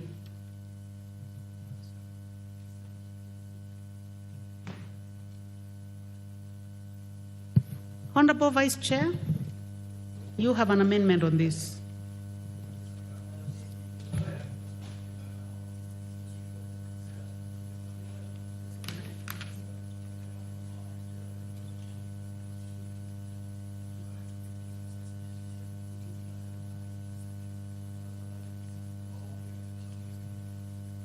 Honorable Vice Chair, you are supposed to move.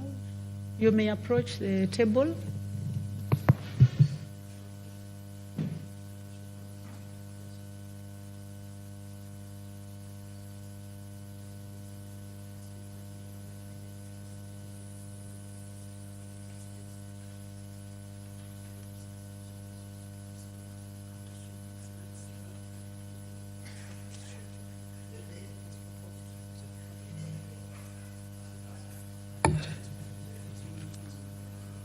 Honorable Chairperson, I move as indicated in the order paper that the bill be amended by deleting the first schedule and replacing therefore the following new schedule. Thank you, honorable members. I propose the question that the first schedule be amended as proposed by the Vice Chairperson. Honorable Wilberforce Oundo, member for Funyula. Chair, probably as we make the amendments to that first schedule, could the Vice Chair probably explain to us the status of implementation? I can see in quite a number of counties, a few, there's a standard amount of about 105 million. Yet there was some budgeted allocations in the last financial year. With this in order, we know what's the status of the implementation, because I think there are about 10 or so. So that as we continue sinking money into this white elephant, it does not make it even more whiter than it currently is. Perhaps the Vice Chair can explain to us. I can see Busia, was in Gishu, several of them. When you go to the ground, Honorable Chair, as we always say, things are different. Mambo ni tofauti.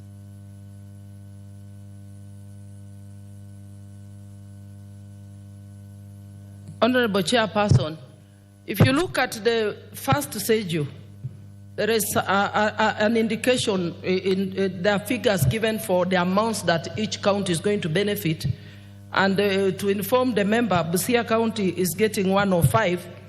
And previously, it had received 62.5 million. Percentage of completion. Order, Vice Chair.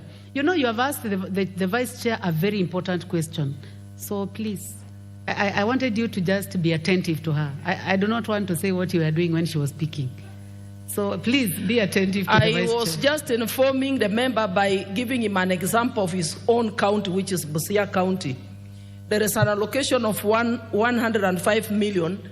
And previously, it received 62.5 million, and the percentage of completion or the level of progress on that particular aggregation project is at 25%. But for the rest of the other counties, we can actually get details in terms of progress But for now, I can give figures for all the counties are receiving 1 or 5 million for all the 18, because we decided to complete the ongoing before onboarding new ones. But in the approved estimates, we had actually onboarded another 12 counties. Thank you, Honorable Chair. Thank you, Honorable Emase. The Honorable Charles Ngusia. Thank you, Madam Chair. Kitui County, actually, I can confirm things are going on. But I want to inquire from the Vice Chair budget. Are you sure the money you have already reported is already in supplementary budget we have just passed? The Honorable Mwalio, member for Masinga.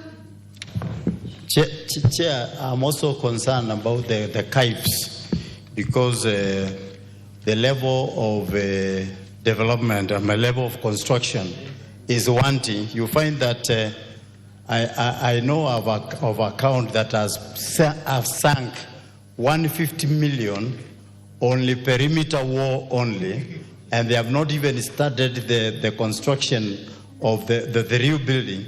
And you know that real building has got a lot of details because I am prior to that to the designs and what have you. The real work is inside, and especially the cooling systems that have got 20 cold rooms per CAIPs on all the 5 go-downs. So if you sink 150 million on the perimeter wall only, what are you left with to be able to do the real construction and even equipment supply? Vice Chair, just take notes. I want to give another a chance to the Honorable John Kiragu, member for Limuru.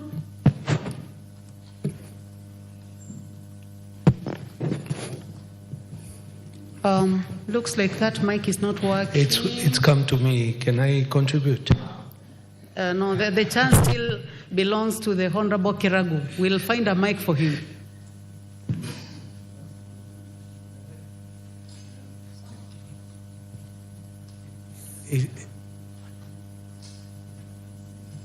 It's there. We got it?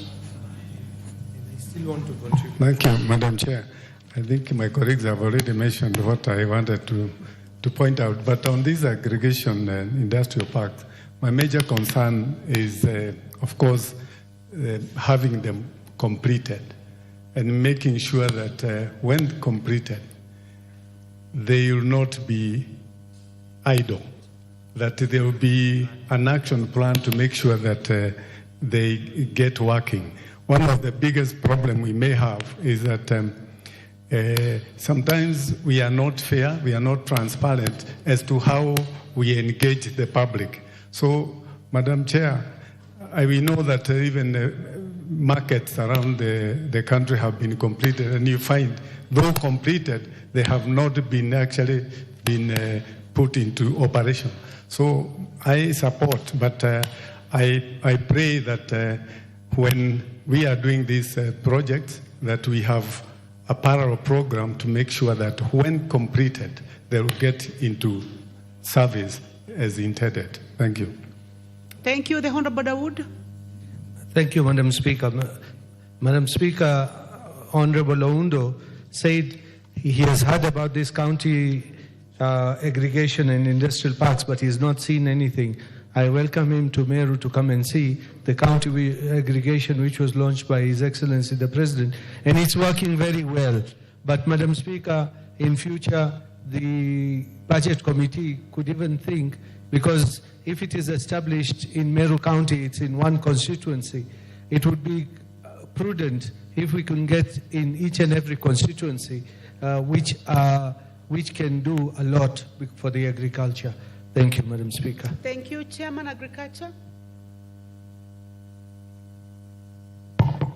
Thank you, Honorable Speaker. Honorable Speaker, having aggregation centers and agri-food park centers is a great idea. But Honorable Speaker, sometimes we need to pause and ask ourselves, how much of analytical studies have we done to know what it is that we shall be aggregating, for what period of the year, and for what purpose? Honorable Speaker, we might be spending money to create white elephants across the country. What should precede any investment must be quantitative analysis of what it is that we are going to aggregate. We need to look at the supply chain management on where shall we be accruing these products, how shall they be conveyed to the aggregation centers, what kind of conditions do we have to establish at the aggregation centers themselves, because some of the products will need cold storage facilities. I do not know how much of the cold storage facilities we are installing. Honorable Speaker, across the country, if you drive across the country, you will find certain aggregation centers just waiting. The communities have not been adequately advised or appraised on these aggregation centers. So it is important for this House to take caution, not to just invest money for the sake of having infrastructure out there, but look at how do we collocate infrastructure with the functionality of that particular infrastructure. Thank you, Honorable Speaker. Made your point, Chairman. I would like now the Vice Chair to make comments, and then we will proceed to put the question. Thank you, Chairperson. I think with the concern that whether this money has been provided for, I want to assure the member that yes, it has been provided for in supplementary one, and a total of 1.9 billion. That is where we have 105 million going to each county. On the issue of oversight, members are concerned on the progress, whether there's anything happening in these counties. I can speak about my county because I know that it is at 25%.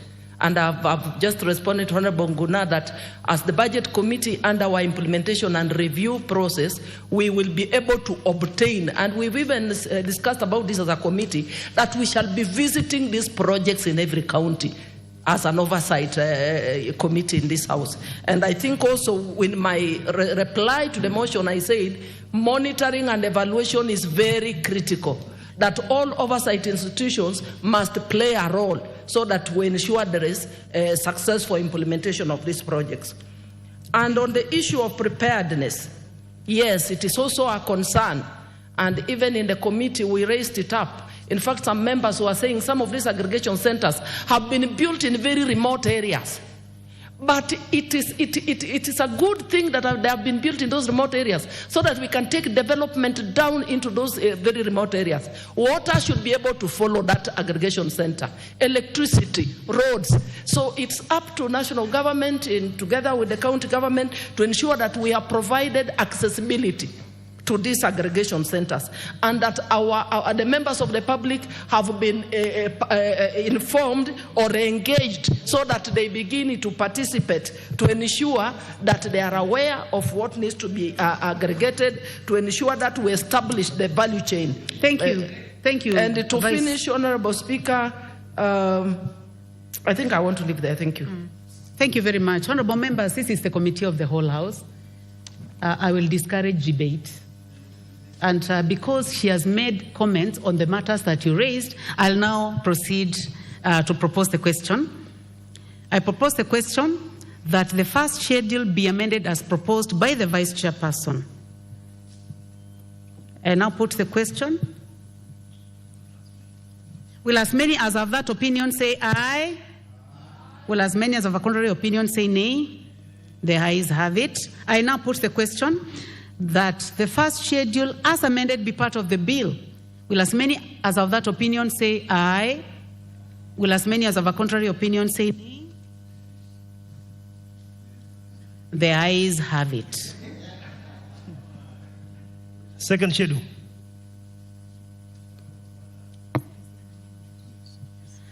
I propose the question that the second schedule be part of the bill. Mover?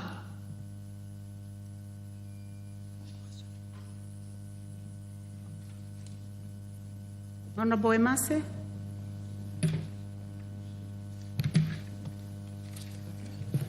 You may approach the table, Honorable Emase.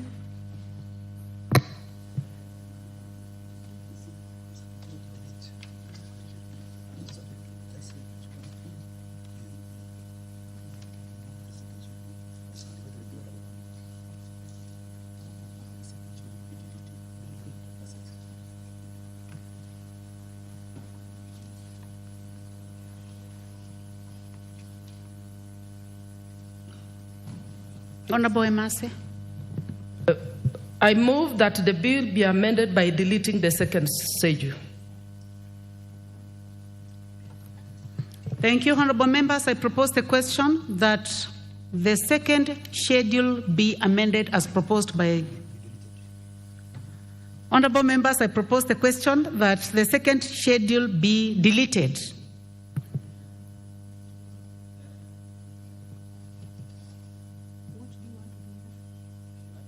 What is the point of clarification? It's a deletion.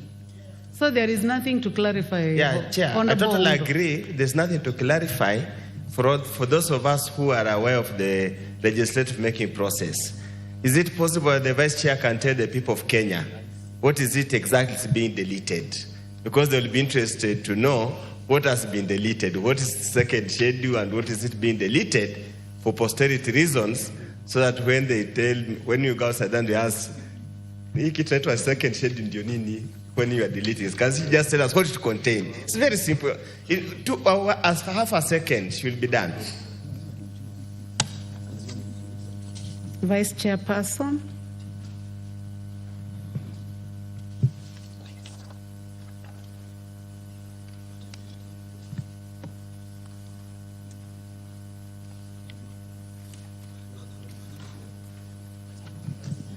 Thank you.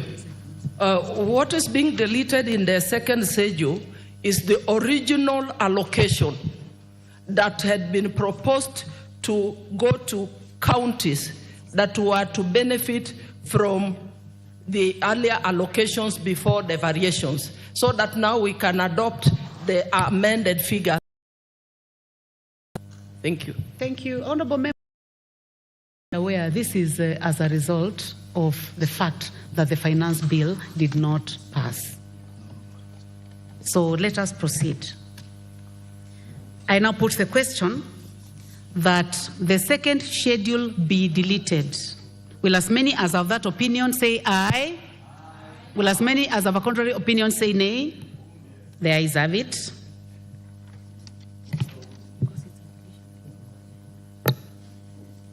The third schedule. I propose the question that the third schedule be part of the bill. Vice Chairperson? It's a deletion also. I move that the third schedule be deleted. Thank you, Honorable Emase. Honorable members, I propose the question that the third schedule be deleted as proposed by the Vice Chair. I now put the question that the third schedule be deleted. Will as many as of that opinion say aye? Will as many as of a contrary opinion say nay?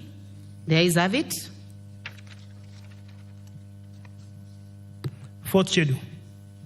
I propose the question that the fourth schedule be part of the bill. There be no amendment. I put the question that the fourth schedule be part of the bill. Will as many as of that opinion say aye? Will as many as of a contrary opinion say nay? The ayes have it. Clause 2. I propose the question that clause 2 be part of the bill. There be no amendment. I put the question that clause 2 be part of the bill. Will as many as of that opinion say aye? Will as many as of a contrary opinion say nay? The ayes have it. Title. I propose the question that the title be the title of the bill. There be no amendment. I put the question that the title be the title of the bill. Will as many as of that opinion say aye? Will as many as of a contrary opinion say nay? The ayes have it. Clause 1. I propose the question that clause 1 be part of the bill. There be no amendment. I put the question that clause 1 be part of the bill. Will as many as of that opinion say aye? Will as many as of a contrary opinion say nay? The ayes have it.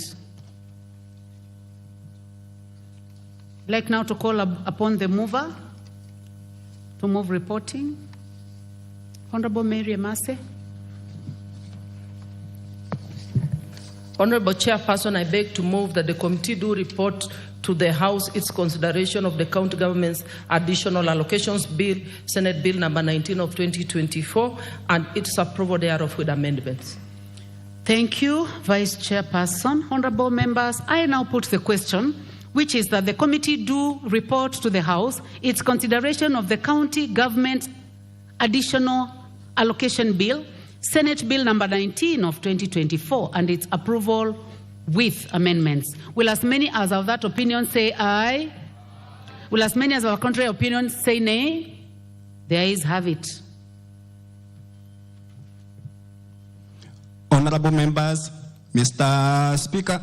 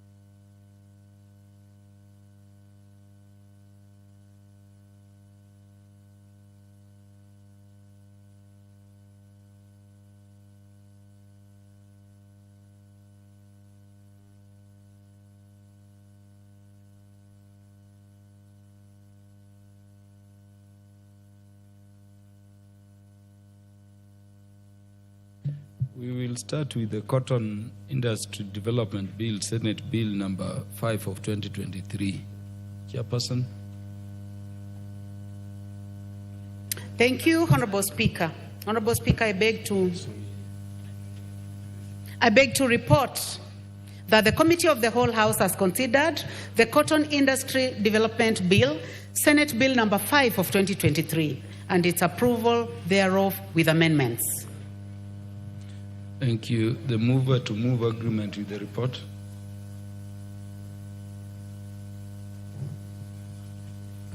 Honorable Speaker, I beg to move that the House do agree with the committee in the said report. I also request Honorable Dawood to second.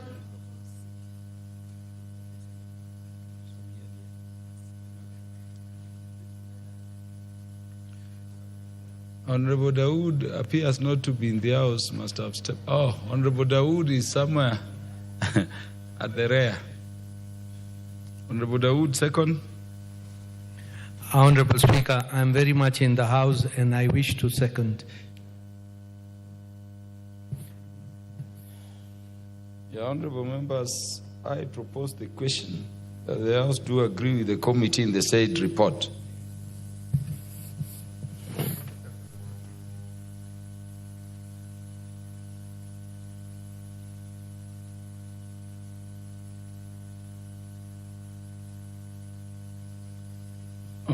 Honorable Undo, you want to contribute? Yeah, thank you. Give Honorable Undo. Speaker, I must take this opportunity to laud the Senate for bringing the bill into this House, and we hope the amendments who have done any, the Senate will concur so that we expeditiously complete this process. It has been a long period since the days of the Cotton Lint and Marketing Board when cotton collapsed.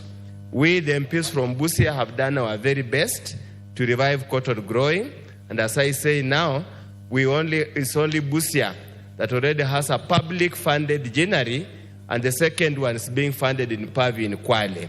It's now time for the county government, together with the national government, to invest heavily in cotton growing so that we can expand and make sure textile and apparel become one of the key earners of dollars and becomes as a key export. As I conclude, Honorable Speaker, we really need to also look at how we manage the cotton cooperatives and the rest. That's a matter that we'll deal with as we prepare the national cooperative bill that will deal with quite a number of these issues. Finally, Honorable Speaker, those who are in charge of apparel and textile, we want to call upon them to expand their minds, to expand the level of thinking. Cotton is just only one of the raw material in the entire value chain of apparel and textile. We need to look for alternative sources of raw material so that our industry can become a composite industry to enable us deepen and ensure that we get more jobs created in that sector. With those few remarks, Chair, Honorable Speaker, thanks for my colleague Mary Amasa for adopting and moving it here. I can take you to Luanda dinner and buy a cup of tea over the weekend. Thank you, Honorable Speaker. Thank you, the Honorable Wilberforce Oundo. Honorable members, for the convenience of the House, I will defer putting question to the Cotton Industry Development Bill, Senate Bill number 5 of 2023, to the future, when it will next be scheduled by the House Business Committee, possibly in the afternoon or tomorrow. Could we have the chairperson on the County Government's Additional Allocations Bill, Senate Bill number 19 of 2024, to report to the House? Thank you very much, Mr. Speaker. Honorable Speaker, I beg to report that the Committee of the Whole House has considered the County Government's Additional Allocation Bill, Senate Bill number 19 of 2023, and its approval. Honorable Speaker, I'll take this again. Honorable Speaker, I beg to report that the Committee of the Whole House has considered the County Government's Additional Allocation Bill, Senate Bill number 19 of 2024, and approved the same with amendments. Thank you, Honorable Speaker. To move agreement with the report.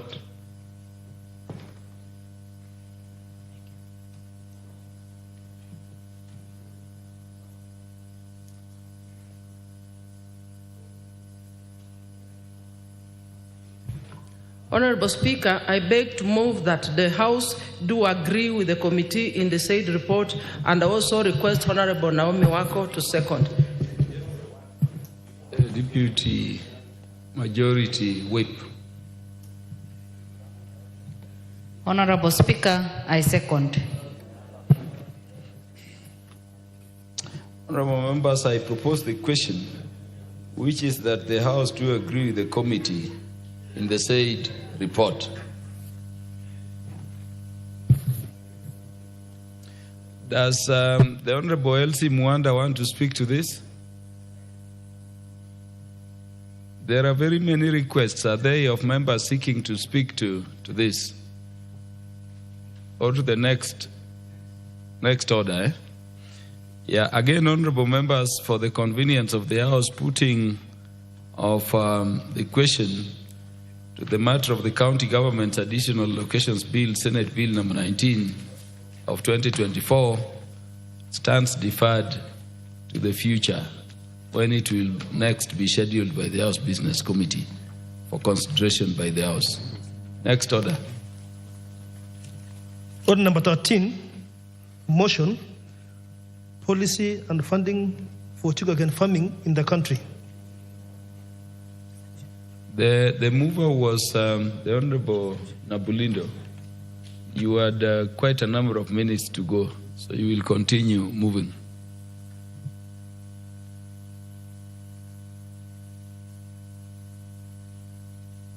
Give the Honorable Oscar Nabulindo the mic.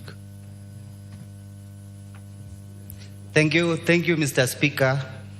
As you have rightly put, last week on Wednesday, I was moving this motion, but time caught up with us, and you informed me that I have 25 minutes to move the motion. But I will not utilize the entire 25 minutes because my colleagues are here and they have expressed interest in the motion, so I'll give them a little bit more time.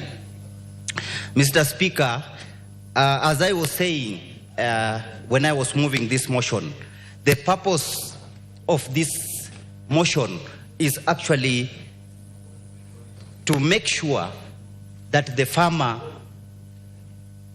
is well taken care of so that he can be able to produce sugarcane the way it's supposed to be. As I was saying last time, there has been efforts to revive the sugarcane industry over a long period of time. And so many stakeholders have been involved. So many people have been involved, including the government, the farmers, leaders, politicians, businessmen, and everybody else who's interested in the sugarcane industry. But the problem is we have always missed the point. We have always targeted the millers, and we have forgotten the farmer. And without the farmer being empowered, the sugarcane industry will always struggle to stand on its feet. Because the only engine that can drive the revival of the sugarcane industry is provision of adequate and quality raw materials. And that can only be provided by the farmers. Because the little land that was set aside as the nucleus estate cannot sustain the miller even for a week. The big percentage of raw materials that are taken to the milling factories come from the farmers. But the farmer has always been neglected. Initially, when the sugarcane industry was beginning in Kenya, that is in the 70s, there was a clear way in which farmers were empowered to produce the sugarcane. First, there were elaborate research done on the land, on the seed cane, and on the acreage that the farmer has that can be available for farming. And before the factories could be taken care of, the farmer was first taken care of. I remember very well, and it's very well in the history, that I'll give an example from Mias zone, where I come from, that at that time, after the registration of farmers, after establishing how much acreage the farmer is able to utilize, the then Buka company provided the farmer with inputs like tractors so that the land could be plowed. After plowing the land could be harrowed. Then the farmer will be provided with the quality seed cane. Then after provision of the quality seed cane, the farmer will be provided with fertilizer to do the planting of the seed cane. That enabled the farmer to start the process of sugarcane production. And that process did not stop there. After 6 to 8 months, the farmer was provided with fertilizer for top dressing. And there were extension services provided by the company or the miller at that time to educate the farmer on how to take care of his crop. Unfortunately, right now such services are not there. The farmers have been left alone and they are not able to know what to do, because we have a new generation of farmers. They are not the old farmers that we used to know. So the new generation of farmers are not given any information on how to cultivate the sugarcane. Mr. Speaker, this lack of financial support to the farmer is the major reason why the sugarcane industry is not peaking at all. And therefore this motion is intended to make sure that the government of Kenya and the investors who are investing in the milling factory of sugarcane, they put aside a special fund that will enable the farmer to get the necessary inputs to enable that farmer to produce the sugarcane that they so dearly want.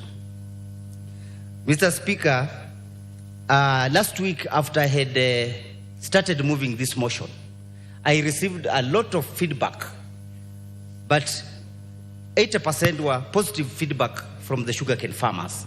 But the 20% were questioning, why is it that every other time the leaders from Western Province are always talking about sugarcane farming? Why can't we do something else? That's what they told me. And my reply to that is that we cannot give up. We cannot do something else. Sugarcane farming is what we know. Sugarcane farming is what the people of Western, the people of Mumias, the people of Bungoma, the people of Kisumu, the people of Busia, and other areas know. This is what we know.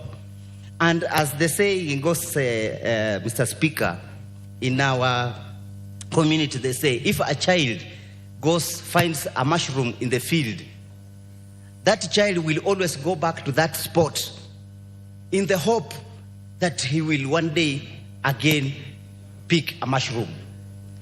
The sugarcane industry was the backbone of the economy of the people of Western. This is our economy. We did everything from the sugarcane. And therefore, we have nostalgic memories. We have nostalgic memories about this. Most of us are here because of the sugarcane industry. I went to school because my grandfather and my father were able to pay my school fees through the sugarcane farming. But that is not possible right now because there is a big problem. Most farmers uprooted their cane. They uprooted their cane because there was no profit at all from the farming of sugarcane. And therefore, as leaders, we are always going to fight for the welfare of the farmer because we have established factories already there. So if someone suggests that we should stop sugarcane farming and do something else, what are we going to do with those factories that are already there? What are we going to do with them? Mumia's sugar is there. Nzoya's sugar. Nzoya sugar factory is there. Miwan is there. Son is there. So if we stop farming, sugarcane farming, where do we take all this facility? What do we do with them? So we are going to look for ways and means to make sure that sugarcane farming is again profitable to those people who used to profit from it.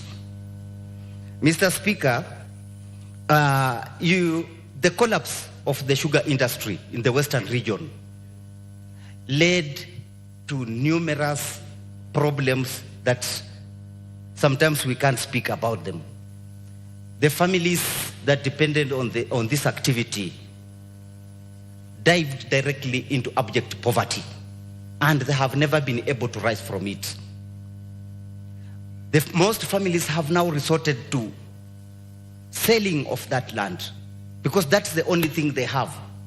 That land can no longer be productive. So if they want to educate their children, they cut a piece of that land and they sell. In another year, they will sell again. Now, eventually, families do not have the land anymore. But the little that is there can be utilized. And we cannot bank on the large tracts of land that used to be there because they are no longer there. Due to increased population, families have divided the land. Therefore, the government needs to put elaborate frameworks in place to make sure that we have enough land for sugarcane production. And that can only happen if we engage the communities that used to do that. We engage the communities positively and try to make available land that is supposed to be used for sugarcane production. Mr. Speaker, we also need to set up an elaborate research center that can do research on sugarcane farming, sugarcane production, and sugarcane marketing, and anything concerning sugarcane. Of course, we have such institutions in place, but their findings do not reach the farmer. The farmer is still in a cocoon. He does not understand, what am I supposed to do next?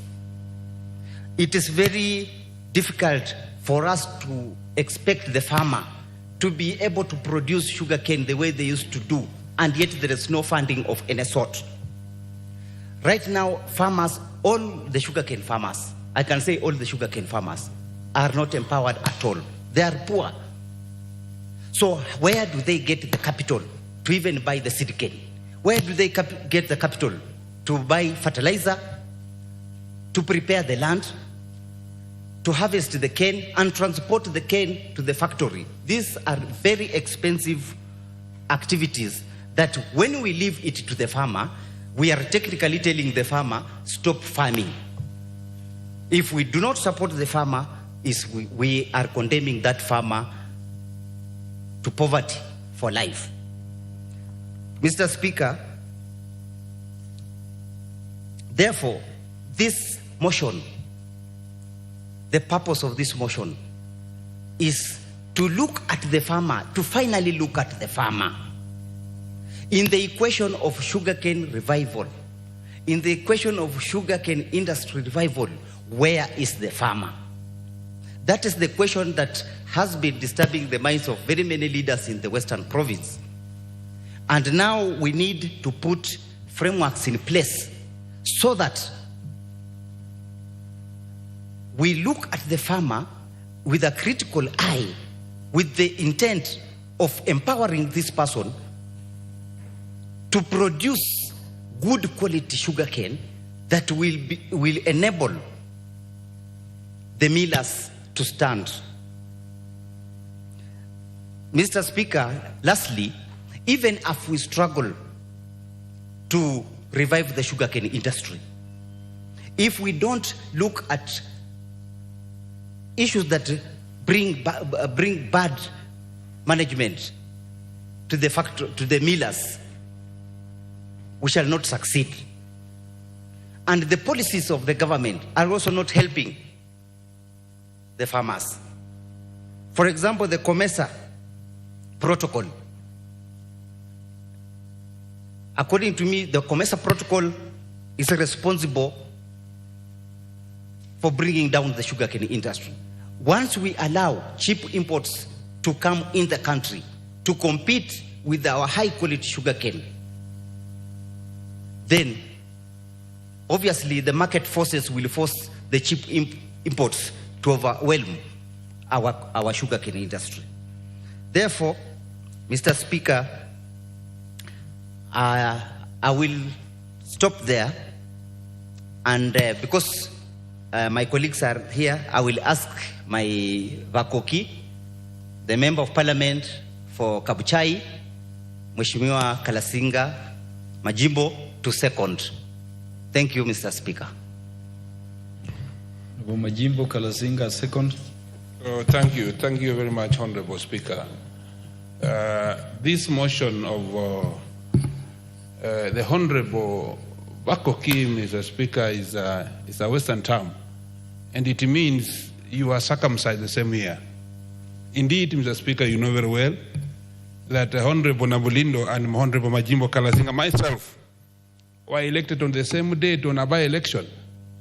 That's where it comes, Mr. Speaker.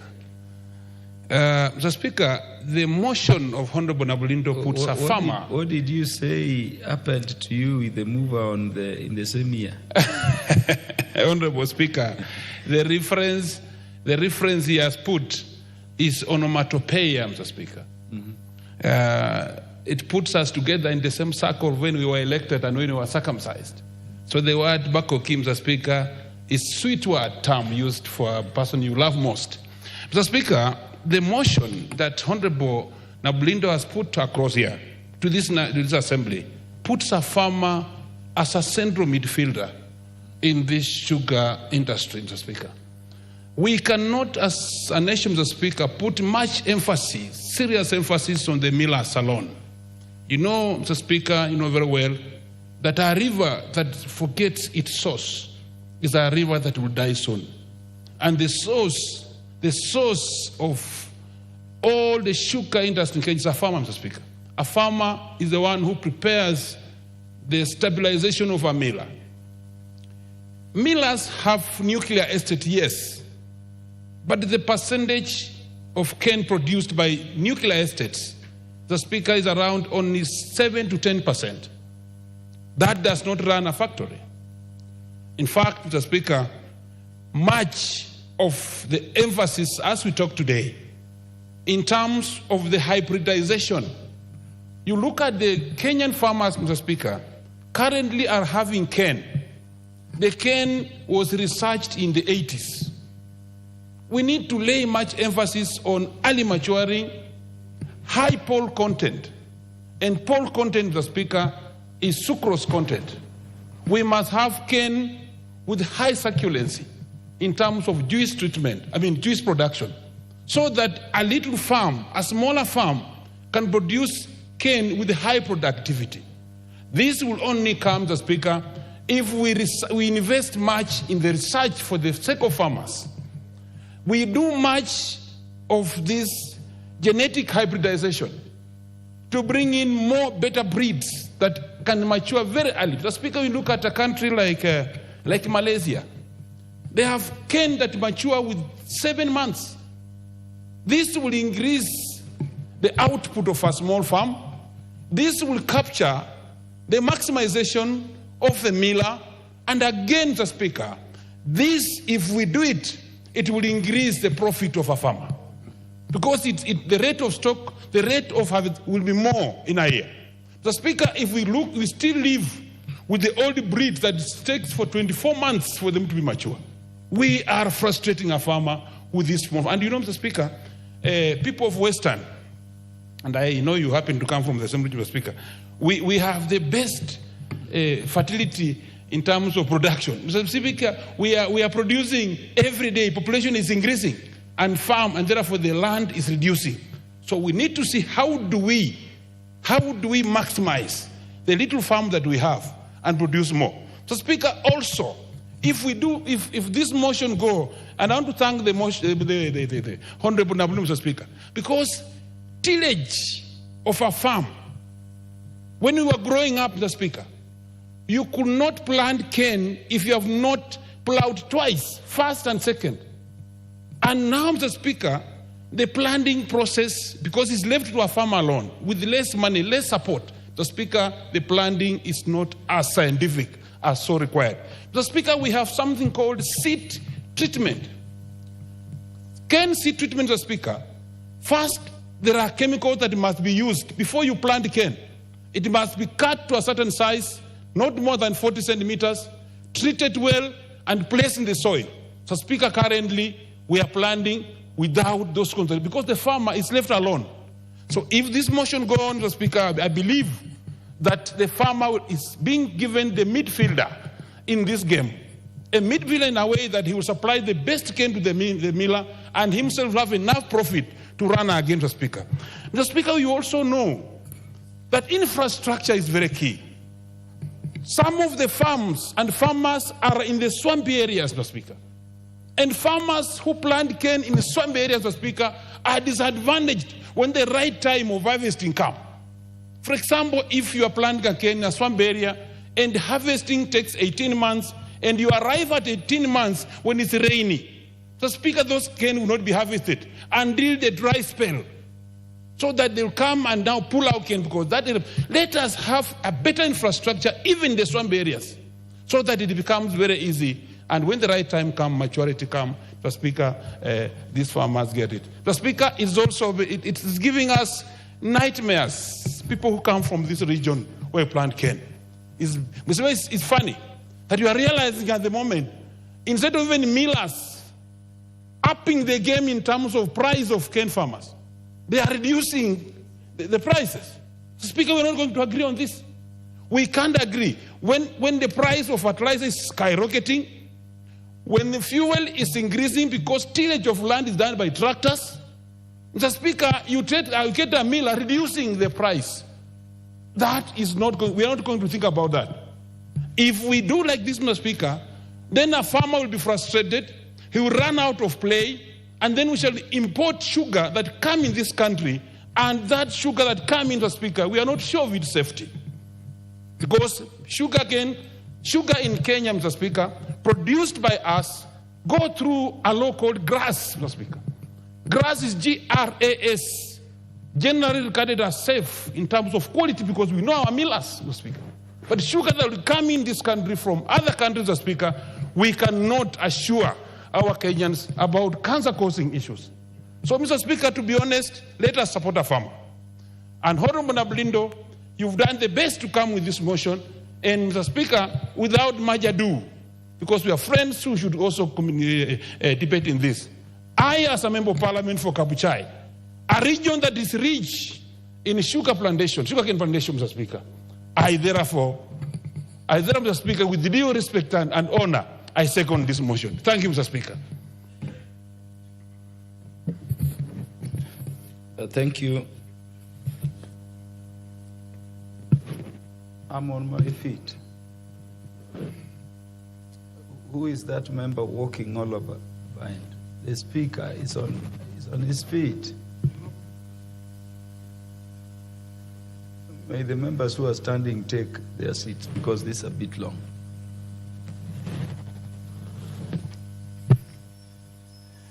Honorable members, I propose the question that aware that commercial sugarcane production in Kenya was introduced in the early years of independence with the aim of eliminating dependence on sugar importation and contribution to economic transformation in the sugar belt and the country at large through agriculture, acknowledging that at its pinnacle, the sugar industry significantly contributed to the country's national gross domestic product, GDP, and became one of the largest employers, which supported livelihoods of many Kenyans, both directly and indirectly.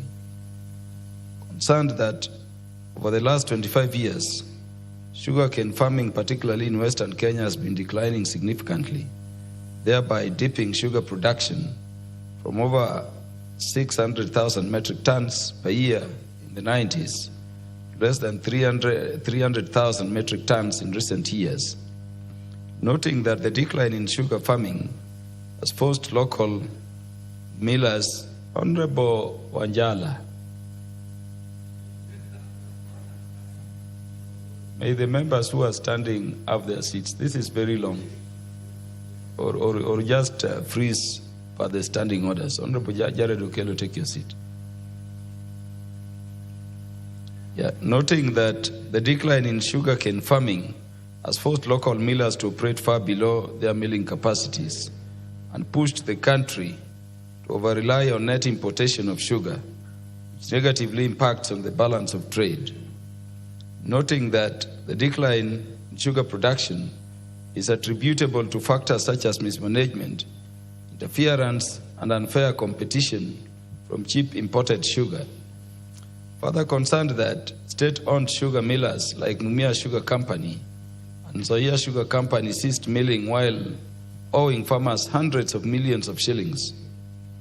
Appreciating the government has been putting in place strategies, policies, and regulations to define roles of millers and major players and stakeholders in the sugar industry in a bid to revamp the sector.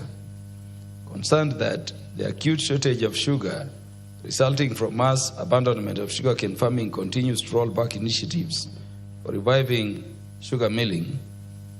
Recognizing that further investment in revamping sugar companies before reviving sugar farming, location loss of the invested public funds instead of yielding success. Now, therefore, this House resolves that the national government, through the Ministry of Agriculture and Livestock Development, reviews the sugar development policies to provide that every investor miller sets aside definite funds for development of sugarcane farming, incentivizes farmers to embrace sugarcane growing and to enhance sugarcane production in each of the respective zones.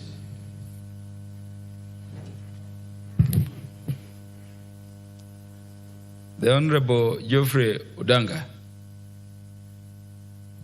Thank you, Honorable Speaker. Honorable Speaker, I want to support this motion as moved by Honorable Nabulindo. Mr. Speaker, as already noted, the sugarcane farming in many parts of the country, not only Western, because sugarcane was grown in Nyanza, Western, and even at the coast. You remember there used to be the Ramisi Sugar Factory. Was really the mainstay of the people in the regions, because people were employed in those factories. Farmers got a lot of income from those factories, and they were able to meet their daily requirements like school fees, food, and so on. Mr. Speaker, this is not a crop that we need to wish away. And the sugar farming, sugar production, and the sugar sector collapsed because the governments of the day, Mr. Speaker, were not keen. They were corrupt, they were greedy, and therefore they wanted to import sugar and sell at the expense of the sugar that was being done by our farmers. Honorable Speaker, the motion is about policy. It's about policy. The unfortunate thing is that in this country, and this has been said here very many times, is that we develop very good policies, but at the end of the day, these policies just end on gathering dust on the shelves. And from last week, I have noted that there are many, many motions in this House which were discussing policy. I think we need to shift and make these policies work, Mr. Speaker. Mr. Speaker, there is a bill before this House, the Cotton Bill, and this bill addresses quite a number of issues that will help the farmers. So Honorable Nabulindo is saying that we need to develop a policy for sugarcane development. Of course, there is an agriculture policy, Honorable Speaker, but I think it could be very, very critical that we develop a sugarcane development policy separately so that we are able to address and help both farmers and millers. We want to make a balance so that millers make profit out of their milling and farmers also make profit out of their farming. Mr. Speaker, quite a number of the farmers put a lot of their farms under this crop. So meaning they are even left with very little for food production. The reason why a policy needs to be developed to ensure that the farmers reap the maximum so that they are able even to meet their food requirements. And one of them, Mr. Speaker, is taking up of the new varieties of sugarcane. There are several new varieties, Honorable Speaker. Last week I was talking to Dr. Omondi, the head of Calro Kisumu, and he was telling me that actually sugarcane can be grown in many, many parts of this country. If research is done, there are various and different types of or varieties of sugarcane that can be grown in different parts of the country. There are parts that you can grow sugarcane and harvest at 8 months. There are varieties that can be developed or are already developed, and in some areas they will take 10 months. In areas like Busia, he told me, there is a variety that can take up to 13, 14 months and you harvest. So, Mr. Speaker, really we need to invest heavily in research, and that is why the policy is needed, so that research is given a lot of prominence in the whole of this business, Mr. Speaker. Mr. Speaker, there is need to, and this is addressed already in the bill before the House, to ensure that imports are limited. Imports of sugarcane and even sugar itself, there are two things here, needs to be limited to the deficits. Mr. Speaker, currently, because the millers carry the day, we have seen situations where the farmers' sugarcane around the millers in Kenya, for instance, are left overgrowing and overmaturing in the farms, and the millers go for sugarcane that is in the neighboring countries, therefore leaving these farmers with their sugarcane, which go even up to 30 months before they are harvested. And it becomes a big, big problem, Mr. Speaker. The same to imports. In the 12th Parliament, Honorable Speaker, we were here, and we heard of importing of contaminated sugar. And this is done by traders who don't care the Kenyan people. So all sugar cane and sugar that is imported, we need to have a policy, and this is in that bill, to ensure that we only import in when we have a deficit, and that deficit has to be determined, Honorable Speaker, before any imports are done. Honorable Speaker, the issue of zoning. In one of my master's degrees, Honorable Speaker, I researched about sugarcane farming and management in Nzoia and Mumias. And one thing that came out clearly is that we need to really have a policy on the issue of zoning because there are areas like in Transmara. A lot of sugarcane is on the farm, and yet the miller there does not want other millers from outside to come and take, yet they have the ability to crush, and that particular miller is not able to crush. So we need really a serious policy to address such like issues, Honorable Speaker, going forward. Honorable Speaker, we don't want to...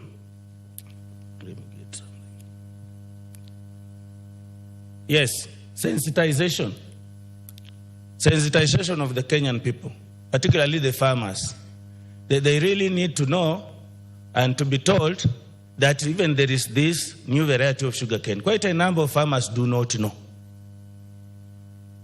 So they need to be sensitized and they need support. To get this support, a policy needs to be developed so that we have the millers, like in the earlier times, for those farmers whom were not able to raise funds to be able to finance their farming, the miller would come in and provide support, which amount of money will be deducted when the harvest is done. So, Honorable Speaker, a lot needs to be done, like in the area of research. At the moment, all research institutions were lumped together. And I think this is a heavy task for Calro alone. We need to have a sugarcane research foundation or something like that, coffee research, all of them like it was in the year before, so that seriousness is put into research. And also we budget for it, Honorable Speaker, in this House, so that we fund enough. If we don't do that, Honorable Speaker, we are leaving this House to the dogs. With those remarks, Honorable Speaker, I support. The Honorable Wilberforce Oundo, MP for Funyula.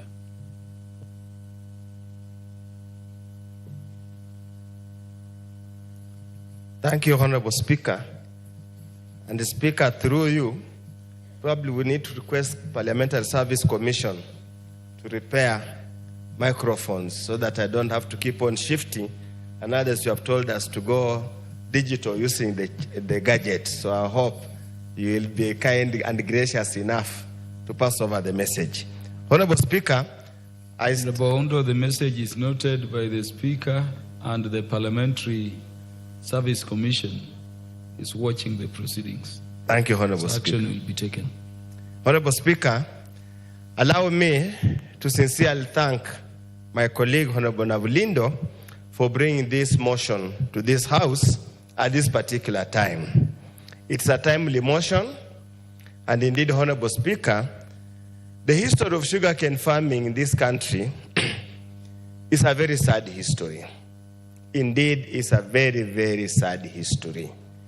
That a country of the stature of Kenya should never have allowed it to happen. Honorable Speaker, and I've always told, and I remember President Moi, Daniel Toroitich Arap Moi, used to quip that siasa mbaya, maisha mbaya. The politics of sugar cane, sugar merchants, sugar trade have crippled sugarcane farming in this country. Honorable Speaker, we were here in the morning when we were talking about KIPE and the county government additional allocation funds. And one of the key areas we raised, and Dr. Mtunga clearly prosecuted it, that unless we focus on the production of the raw material, all these edifices, all these structures, all these industrial parks we are putting up, Honorable Speaker, will become what I called white elephant. Because we are forgetting the people who generate the raw material, Honorable Speaker. You cannot talk about the end product if you do not invest in the production of the raw material. Honorable Speaker, every election cycle, sugarcane and sugarcane farmers have been the pawns in all election campaigns. And it's even reported, Honorable Speaker, quite a number of politicians have never wanted those sugarcane millers to be operational, especially publicly funded ones. Because every single election cycle, Honorable Speaker, there is always an avenue to raise funds for campaigns. We keep on ignoring the farmer. We keep on forgetting the farmer. And that's why the plea by Honorable Lavlindo contained the motion should move the powers that be to ensure that we concentrate on the farmer. Honorable Speaker, what do we do with the farmer?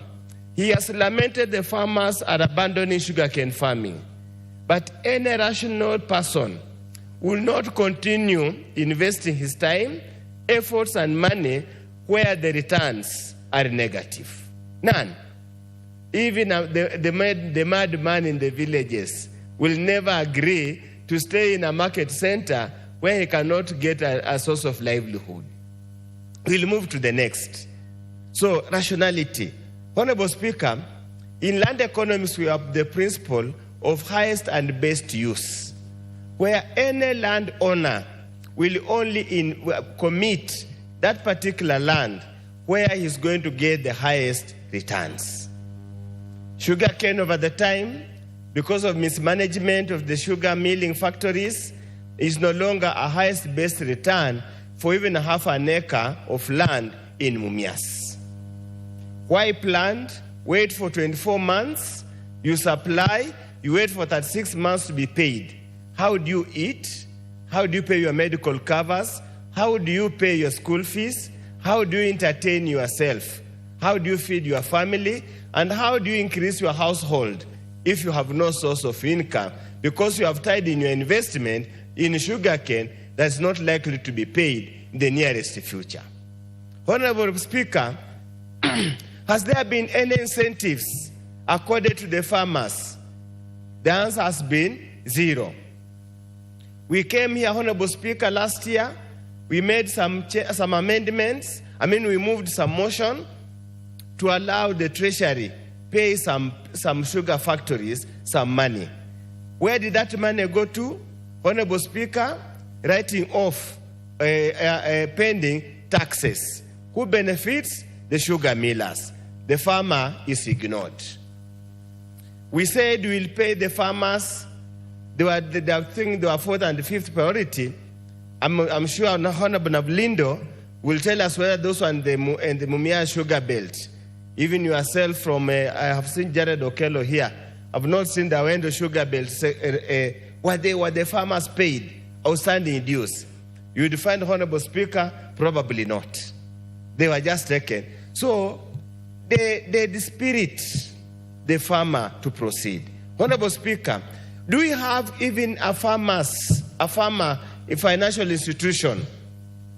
Do we used to have AFC, Agricultural Finance Corporation?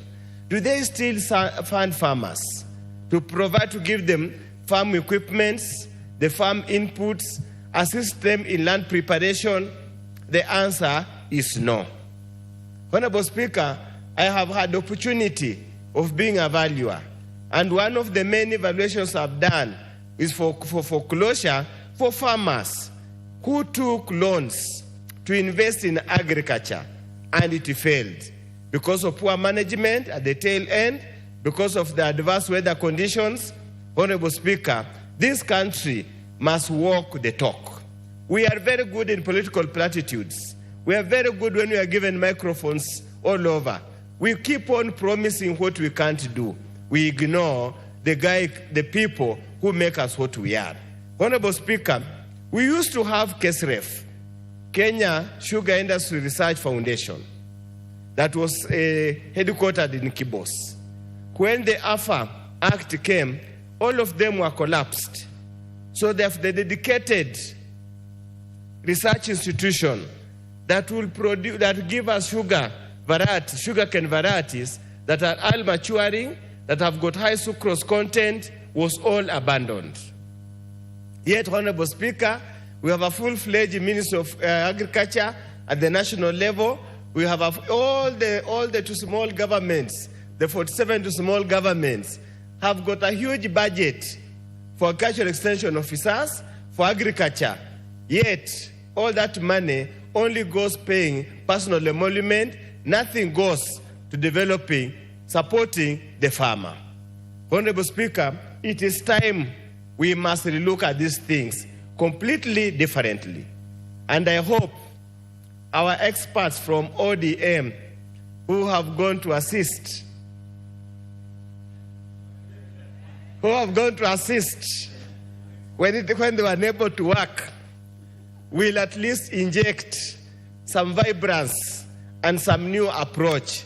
And Honorable Speaker, we want to ask the appointed powers that be, the docket of agriculture should be given to those people who understand these things, Honorable Speaker. It's a shame. Honorable Speaker, the cartels, the sugar barons, and who are not, will never allow for the sugarcane sector to expand. We just hope now the sugar development bill that we have passed, and I want to implore upon Senate that we have made amendments here, we'll have to go for mediation. I want to implore upon Senate that they need to go beyond pettiness and allow us to process this sugar bill into an act of parliament as soon as practically possible. We have spoken about sugarcane farming. The governors in the sugar belt areas have had endless conferences in high-cost hotels, ignoring the farmer who suffers the most. Honorable Speaker, where I come from, we have Busia Sugar Factory that is domiciled in Honamodanga's constituency, and they have leased a whole chunk of land along the swamps to basically grow sugarcane. They have leased. So that means the small-scale farmer is no longer being given consideration. The model is changing. Come and lease idle parcels of land, amalgamate all of them, and allow to Yes, your time is up, Dr. Wilberforce Oundo. I'll give you 1 minute to support. The technology you mentioned, honorable members, I'm warning you that the lights you are used to are not working. You see?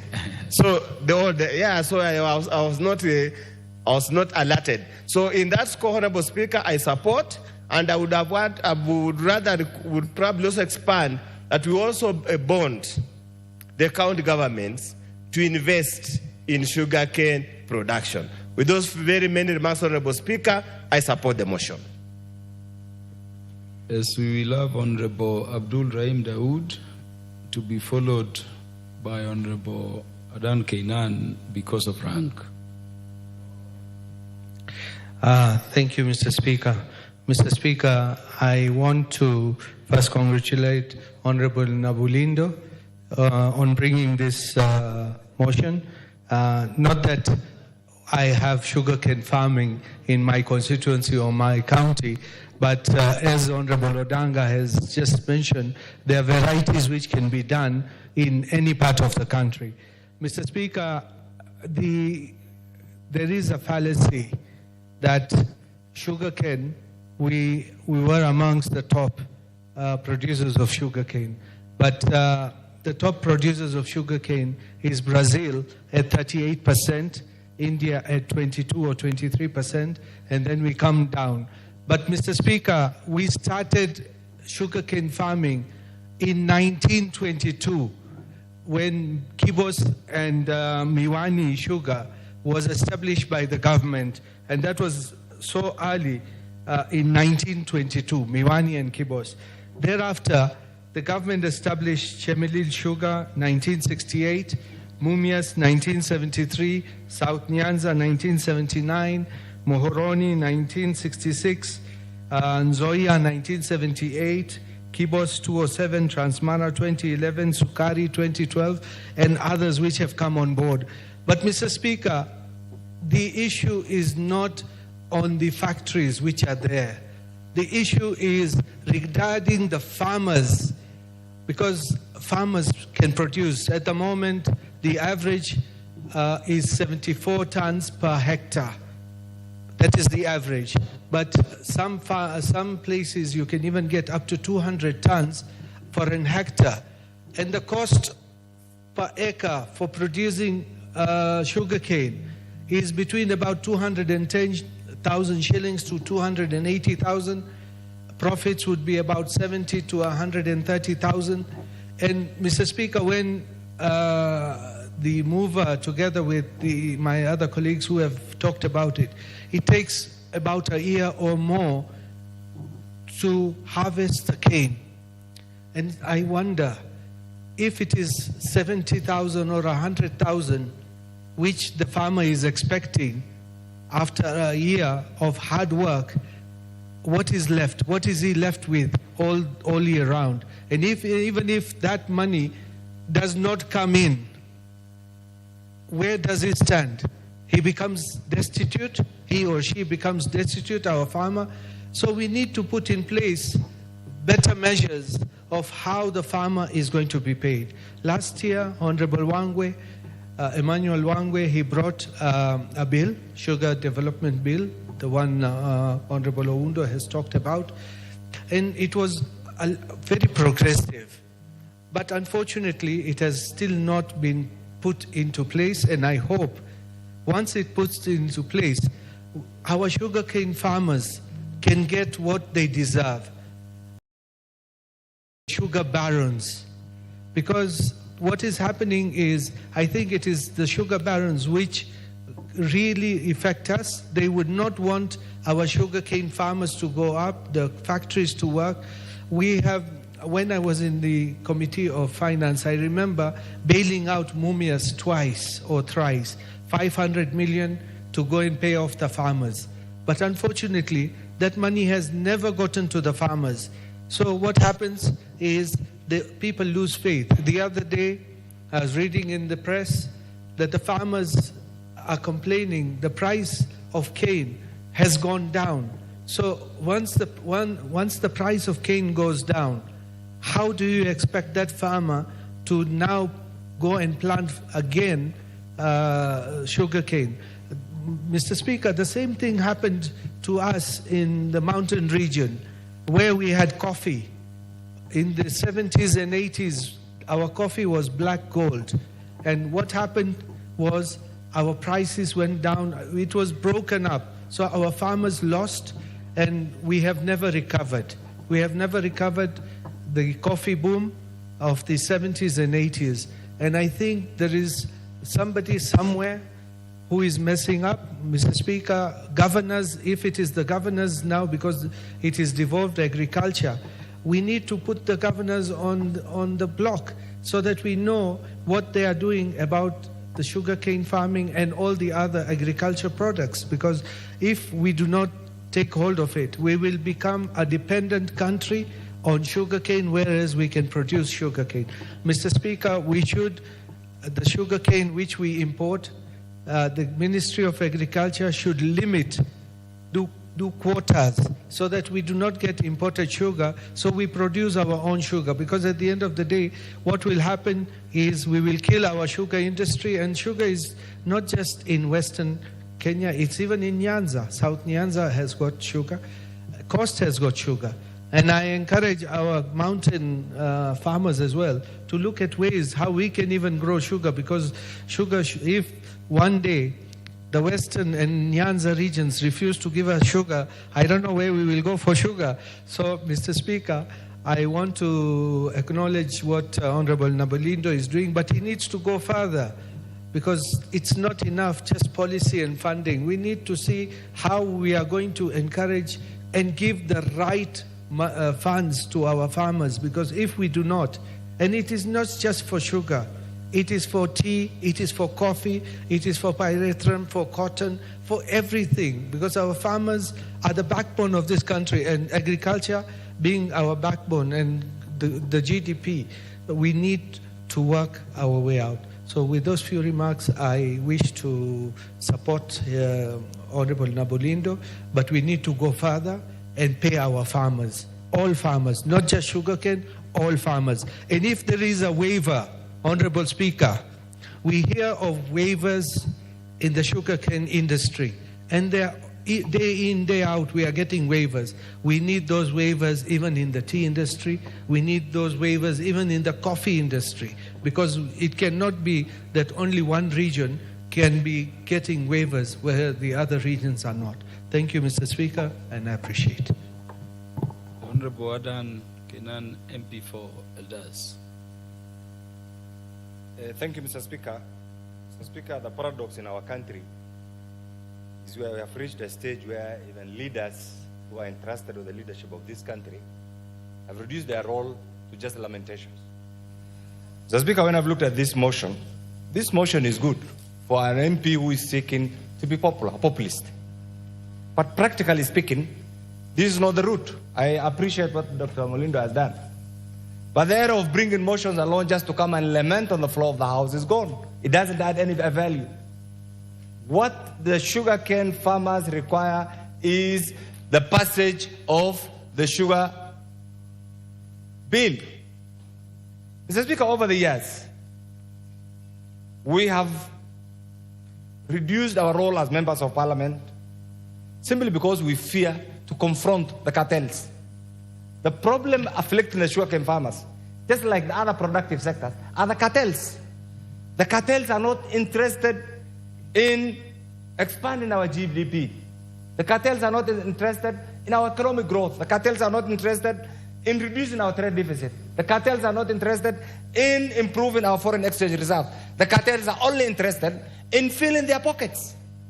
Whose role is it to diminish their role? It is the role of the leadership here. Through legislations and through putting pressures actually on those who are tasked with the executive mandate. Mr. Speaker, I don't foresee a time when we will not need sugar. I don't foresee a time when Kenya will not be part of the global village. But we must reflect. This country was once a promising nation in the 60s when we got our independence. Today, we are the mercy of cartels. We have been reduced to an importing nation, Mr. Speaker.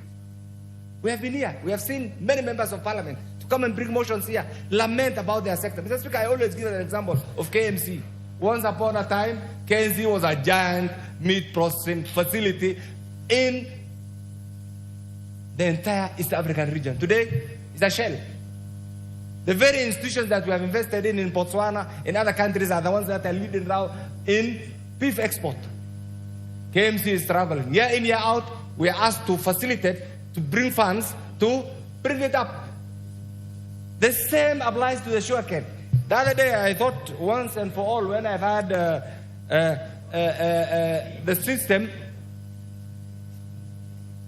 I saw a newsprint that the entire millers, their external debts were forgiven. I thought that would have given you a new platform, or would have given us a new platform to bring up some of these millers. You need to ask ourselves one question. How comes the private millers are doing well and the government millers are always not functioning? Simply because of the cartels. The cartels don't want this sector to flourish. So my colleagues from the Western region and the Nyanza region, is it the time that we put our foot down and say we can no longer be lamenting? And we'll lend you all the support, because where I come from, sugar is a necessity. In fact, in my community, they say it is better you die when you are taking a sweet thing than... Sugar is so critical in our lifestyle. But Mr. Speaker, what is our role? So I want to urge my colleagues here from the Western region, and we'll come in a big way. How can we minimize the role of these cartels? They will be there. And I can tell you, most of the rich guys in these countries have made their money through sugar deals, including politicians. I didn't qualify. I say most of the rich guys have made their monies through sugar deals. In fact, one of the most lucrative certificates to land on is a sugar importation duty-free sugar facility. And you know it. They are in your villages. They are in Nairobi. They are all over. So, Dr. Nambulindo and cohorts and friends, I empathize with those poor farmers. We are giving them lip service. What they require is not lip service. What they require are practical solutions tailor-made to uplift them from abject poverty. And that is not a mean achievement. Mr. Speaker, over the years, Kenya is a member of COMESA. And I've had the privilege of visiting Zambia, which is the headquarters of COMESA. Mr. Speaker, you go to Egypt, you go to Brazil, you'll be surprised today that if you go to, not to the sun and the current, Sudan was a leading exporter of sugar. If you do a further investigation and even go to our neighbor here, Uganda, you'll find that some of these things, the way it is done, it's done in such a way that countries that have promising sugar farmers don't reach that level of reducing their sugar import. So, Mr. Speaker, instead of asking for somebody from Western region to be the CS Agriculture, there have been many. Get the list. Since independence, there have been many members, many senior individuals from Western region who have been ministers for agriculture. That has not added any value. It's just an individual gain. So, Mr. Speaker, my contribution on this particular sector is, can we find a solution? First of all, we pass that bill. I know sometimes there is a bit of jurisdictional conflict between the Senate and the National Assembly. But when an issue touches on the lives of the people of Kenya, then politics aside, we do not have any jurisdictional conflict with the Senate. Their work is to legislate, our work is to legislate. If anything, we should be complementary. So we need to pass that bill as a matter of urgency. If there are administrative issues between the two houses, it will be sorted out as a matter of urgency. Once that bill is passed, and I'm sure His Excellency will assent to it, then we need to go back to the drawing board and say, how can we bring back to the fold giant sugar milling institutions like Mumias? Once that is done, the role of the sugar canepreneur or the sugarpreneur will have been reduced. Mr. Speaker, over the years, we have also known, you are a lawyer, we have over-legislated. We do not even need some of these legislations. We only need a proper policy pronouncement. At the level of the CS, at the level of those who are in charge of this particular sector. Once that is done, we'll save our farmers. Sometimes, Mr. Speaker, where I come from, I'm a camel herder. The only source of import where I can take my camels is either through Djibouti or through Ethiopia or through Somalia. What has happened to the camel market here? It's simply because particular cartels don't want it to flourish. Just like they killed KMC, just like they killed Mumia Sugar, just like they do not want any sector to, because that's their business. But is that our business as elected representative of the people of Kenya? Our business is to represent our people in every aspect. We have failed miserably also as members of parliament. It's the high time that we interrogate, and instead of just being used as a conveyor belt, Mr. Speaker, we passed many things. Conveyor belt, we have passed. Then what is the end result?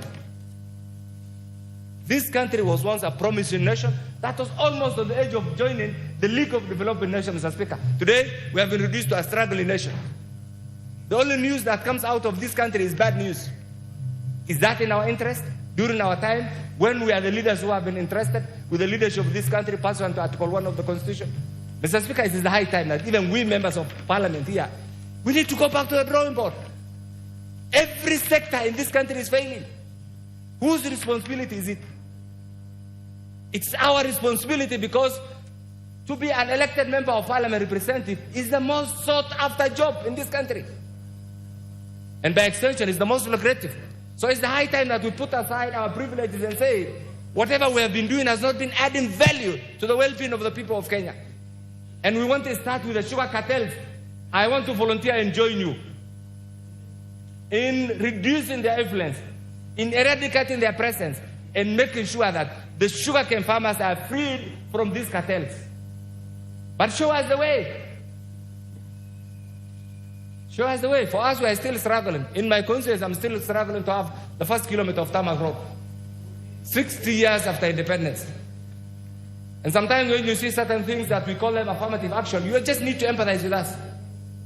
That's why sometimes I say, and we have been around with you, we got our independence in August 2010 when we promulgated this August 2010 Constitution. That's the time when we got our independence. And I'm not joking. It's the truth.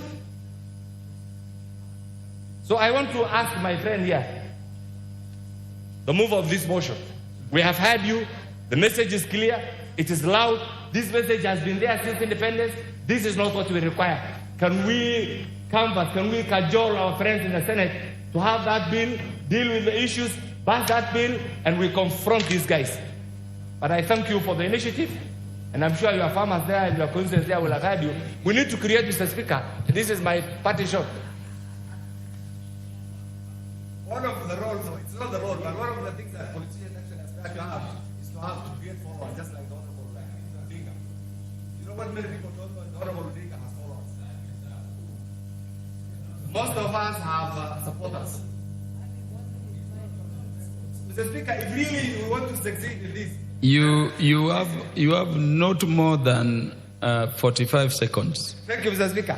I want to appeal to my friend from the sugarcane belt farmers that if you want to have followers like Honorable Odinga, can you today resolve that we'll deal with cartel so that you can stay in Parliament, so that your people will also appreciate your contribution? I support. The Honorable Jared Okello. I thank you very much, Honorable Speaker. Honorable Kenan Adan, you got 45 minutes addition because of that name you mentioned. It comes with an incentive.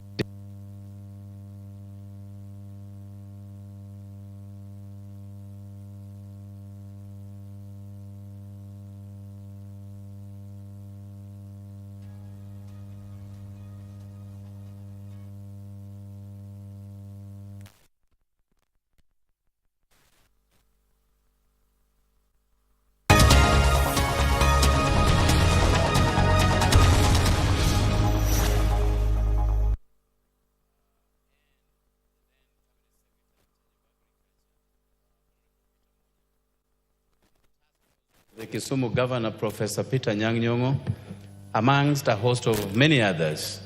And Honorable Speaker, the main idea was to carry out an introspection around the challenges within the sugar sector. Honorable Speaker, one of the fruits that have since been borne by the task force is the sugar bill, which has passed both this House and the Senate. And at the moment, Honorable Speaker, the mediation team is yet to be formed to thrash out the discordance that emerged from the process. And Honorable Speaker, it is true that the sugar sector, even though a white gold, has continued to go through headwinds. Honorable Speaker, it is disturbing that whereas the government-owned sugar companies are experiencing lots of problems, there continues to be mushrooming private sugar mills, Honorable Speaker. And interestingly, those private sugar companies are performing very well, while the government-owned sugar companies perform dismally. So there must be a problem with the management. As a Committee of Agriculture, we have carried out a series of visitations within the sugar companies with a view to collect facts that surround the challenges that they experience. Honorable Speaker, under a fortnight ago, I accompanied the Permanent Secretary in charge of Agriculture, Dr. Kiprono Rono, to a visit, a fact-finding mission visit in Chemelil Sugar and Muhoroni, Honorable Speaker. And we noted that the machines are dilapidated. was set up, Honorable Speaker, nothing substantial in terms of maintenance has since been done. So the spillages of the sugarcane juice, Honorable Speaker, that therefore creates immense losses to these companies will always continue to be there. Honorable Speaker, it is high time that we invested heavily on overhauling these machines so that they can be proactive to the plight of the farmer and be responsible to the needs of the market, Honorable Speaker. If that can be done, that new machines can be availed, because the ones that we have are quite rickety in nature, then our country can start to reap the benefits that come with sugarcane, Honorable Speaker. Some of these companies actually struggle to break even. So a classical example of these sugar companies owned by the government, Honorable Speaker, is the fact that some of the employees haven't been paid for 59 months. 59. And you had farmers whose arrears had gone up to 1.2 billion shillings. But I'm happy that a month ago, the government was able to clear all the outstanding arrears that have been accruing owed to the farmers, Honorable Speaker. The last batch of that payment was 354 million that was paid to our farmers under 3 weeks ago. And that is a good step into the right direction. But the question is, if the farmers haven't been paid that much, and the employees plugged into these sugar companies haven't been paid for the last 60 months, and these companies have continued to be in operation, what happens to the monies? What happens to the sales of sugar? So there is a problem somewhere, Honorable Speaker. But we also know that sugar and oil during campaigning seasons would always be the lowest hanging fruit by crooked governments to make cheap money. And that is why they constantly come up with duty-free sugar, so that as they import sugar that attracts no taxes, they sell them for the same prevailing market price into the market and make gigantic profits out of it, Honorable Speaker. Yet, again, that kind of action kills our sugar sector here at home. So we are so happy to propagate the benefits of sugar industries across our borders when our own are dying here, Honorable Speaker. And it is a travesty that needs to be properly tackled, Honorable Speaker. I hope that the Senate Speaker, together with the Speaker of the National Assembly, will move with speed to concoct the mediation team so that within a very short period of time, these issues can be thrashed out and an act can be attained that will now try to look at the sugar sector in general. Honorable Speaker, sugarcane farming is a labor-intensive exercise. And again, people take their sugarcane to these factories but have to wait forever in order to be paid. It is not right. And that is why many people started uprooting the sugarcane from their farms, because it attracts no benefits at all to these farmers, Honorable Speaker. Now, a lot has already been spoken to on the arrears accruing to the employees, Honorable Speaker. It is an absurdity that there are many employees within the sugar industries that have since retired and were given residential estates within the sugarcane companies, Honorable Speaker. Now, they cannot exit because they have no money to go home with. Some of them have started falling ill because as people age, lifestyle illnesses also creep in.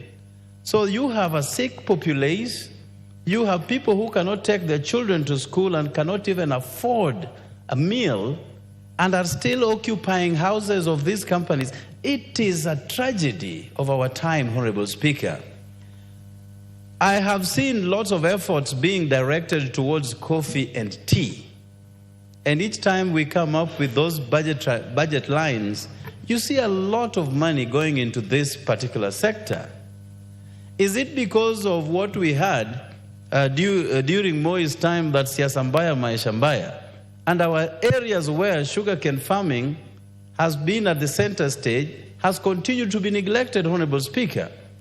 And therefore, I hope with a broad-based something that even the sugar sector will be paid a lot of attention and credence, that at the end of the day, we, just like coffee and tea farmers, will also enjoy the benefits that come from the government, Honorable Speaker. And with those remarks, I thank you for the opportunity.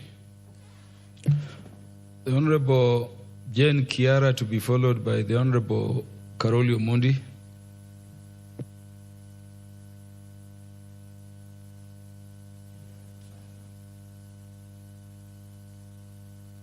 Why do some members believe the Honorable Jane Kiara can only talk about coffee, tea, and fish from Lake Naivasha? In fact, we don't have coffee and we don't have tea in Naivasha. We only have cabbage and onion. Mr. Speaker, much as I grew up in a region where we don't have sugar or sugar cane, on the onset, I want to support this motion because any serious government that is thinking of raising the economy of this country through farming has to address sugarcane farming. Mr. Speaker, like has been said here, sugarcane farming, I grew up in a place where we didn't have sugar, or rather sugarcane. It was in small scale, and where it grew, I always thought it was for squeezing that juice to make Muratina. Mr. Speaker, where I grew up, there was a manual squeezing facility where young boys used to go and push that rod so that they are given a few coins when they produce the juice. I knew sugar, yes, but I didn't know where it came from. Because all I knew all along is that this is for Muratina making. I came to know about the factories. In my last job, I was working for a company that was selling fertilizer. So that's the time I knew there were so many milling facilities, the Sonys, the Nzoias, the Mumias, the Kibos, and Chemil Mill, all those were my customers. Then that's the time I realized this thing is real. There is sugar. I only used to see the sugar in my sugar dish, and I didn't care where it came from. I visited Honorable Beatrice Wambilianga's place in our campaign trails.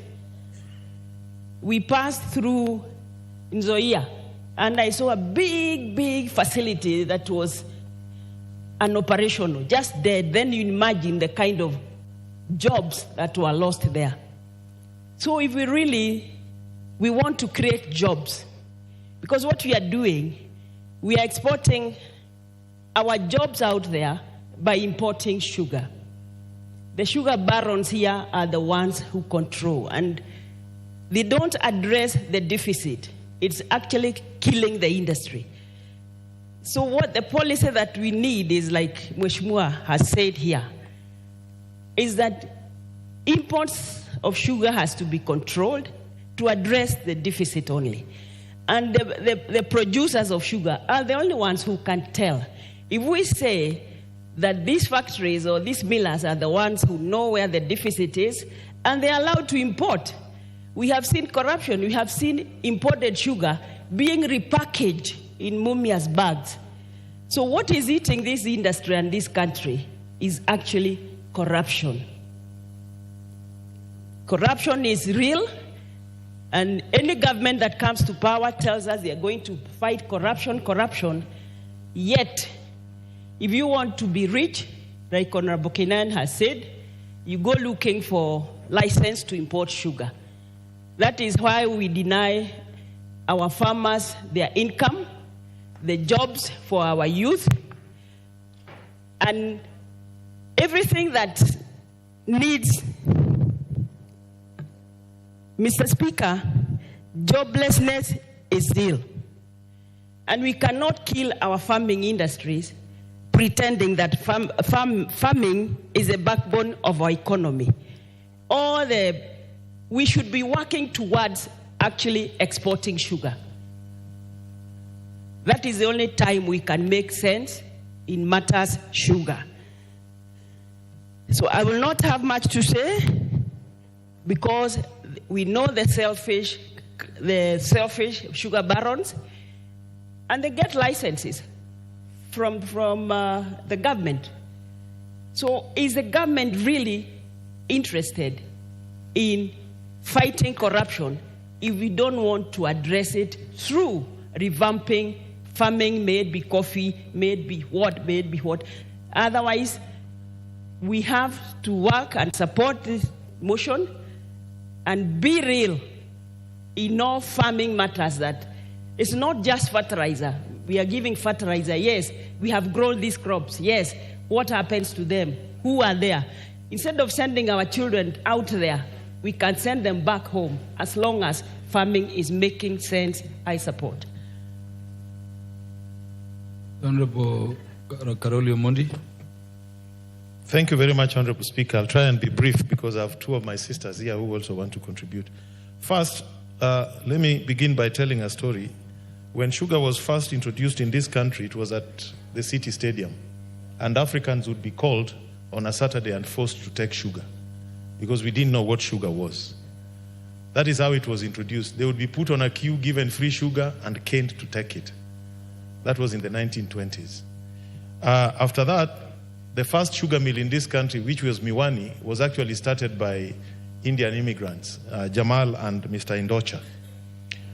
What the record shows all over the world is that sugar mills that are state-owned don't work. I was in Cuba last year. The sugar industry in Cuba has collapsed. In Kenya, all the private mills are profitable. All the public mills are in distress.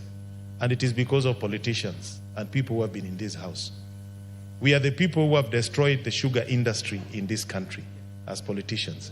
So, and I've been a director in all the public sugar mills when I was a state council.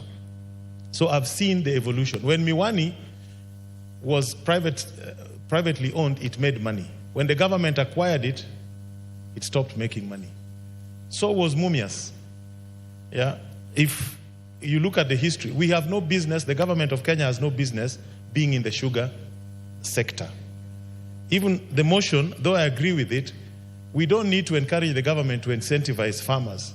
The private sector, if they were running the mills, they would, through extension services and through credit facilities, so that you have enough raw material for your mills. What we need to do is to divest completely as a government from the sugar industries in the Republic of Kenya and hand them over to the private sector. And there are two ways of doing this. It is not rocket science. One, we need strategic investors with the capital and the know-how to run the sugar mills. And then we need to isolate part of the shareholding and float them through the Nairobi Stock Exchange, through what is called initial public offering. So other public members can own shares in those sugar mills. And thirdly, we need to organize the outgrowers into investment groups so that they too can be shareholders of those sugar mills. We are very